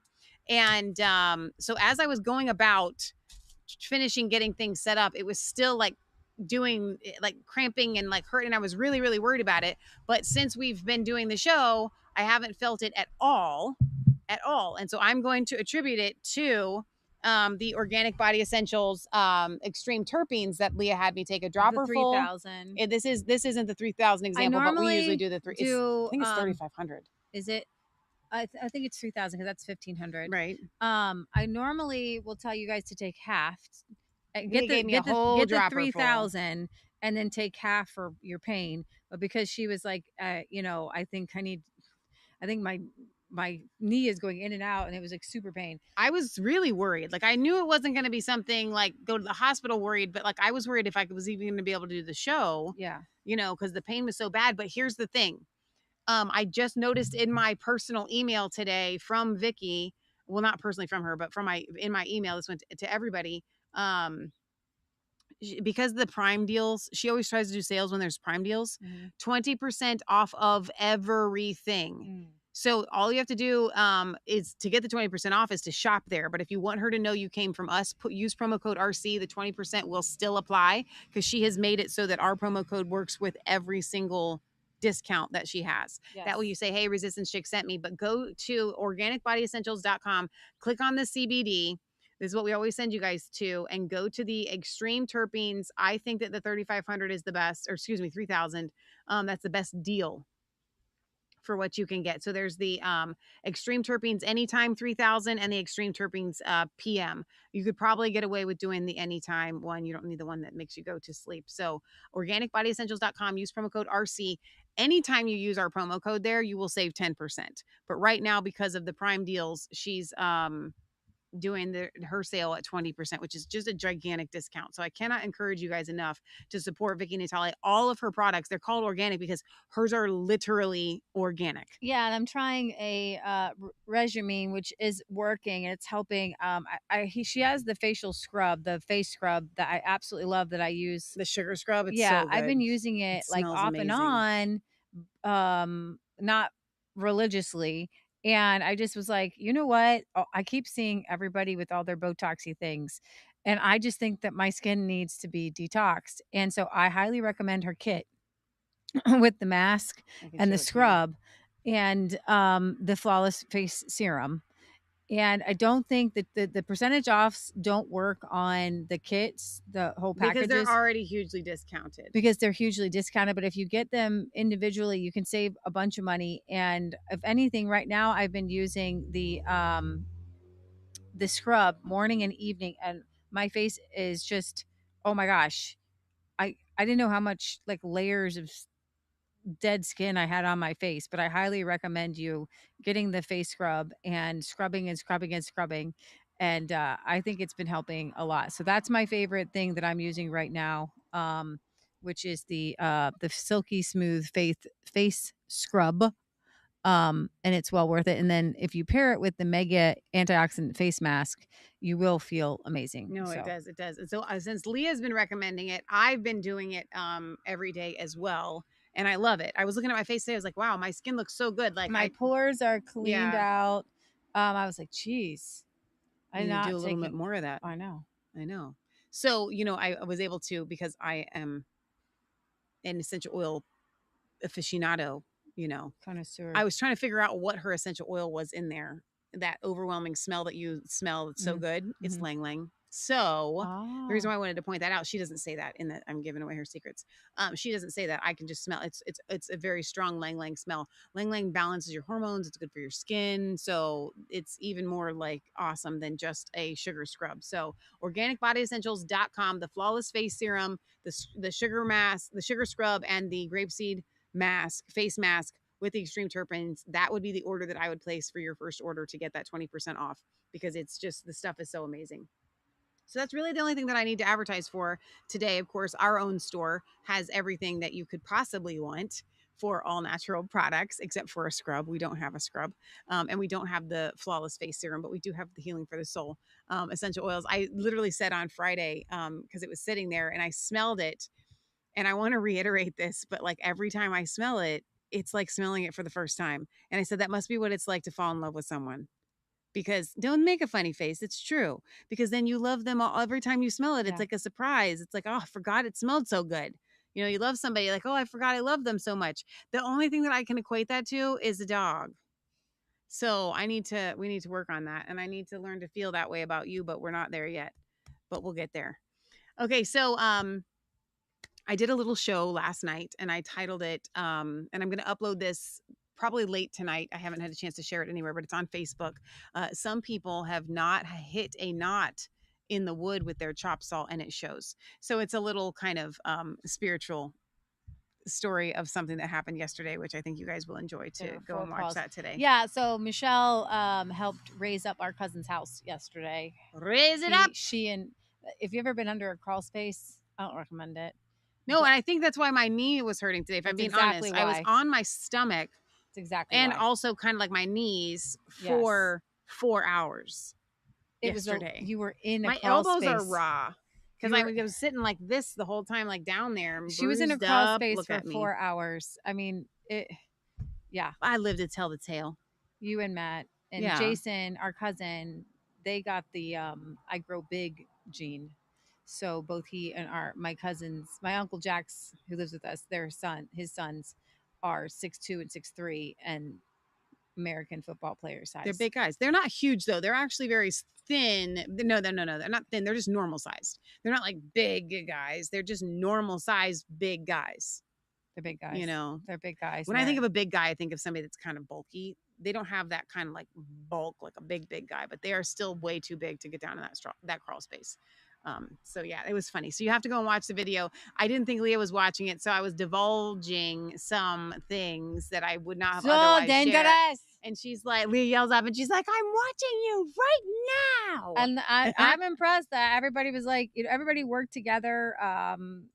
His friend Ryan, his brother-in-law, and Matt and Michelle, and they were all just making it up on how to We did raise good. this house Yeah, when we they did good. made it, when they first built that addition, was not done well. All right, so over on YouTube Resistance 6 Church earlier, Julia said, I bought ground beef from my local butcher and made it into patties. It was over $8 a pound. If I could get a half a cow for an average of $5 a pound, I'd be delighted.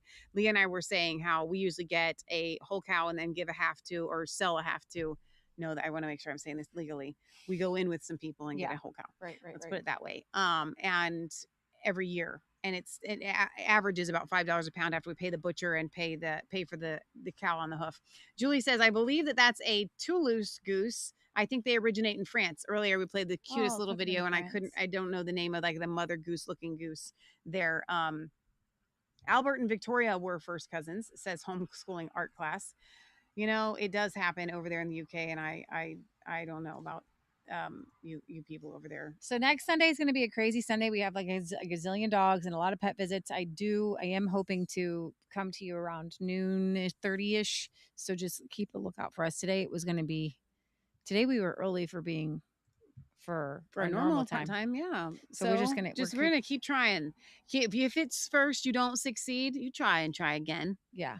Okay, so we've done some phenomenal shows this week. The Healing for the Fractured Soul and Revelation Red Pill were so great. So please go check those out. I also got in my bees. So that's 42 minutes of bee action that you don't want to miss. And then I just had another word of encouragement about getting frustrated and not venting that frustration to everybody around you. And then, of course, the one I did last night. So if you've been missing Resistance Chicks, there's no need to, because we've got plenty of content thrown at you since we missed half of our show last week because of the car wreck. So Leah did an explanation about that video, about what happened and later. It was really powerful. So go and check that out. All right, we will sign off here. We're not going to end with any kind of commercials or songs or anything, just for the sake of time. We love you. God loves you. God bless. Remember, it's not just a conspiracy theory if it's actually the truth. Thank you to all of our moderators, all of our supporters, everybody that prays for us, everybody that's a part of the Resistance Chicks family. If you share our content, if you like it, if you tell your neighbors about it, the rooster is thanking you. We thank you. My mother thanks you. My father thanks you.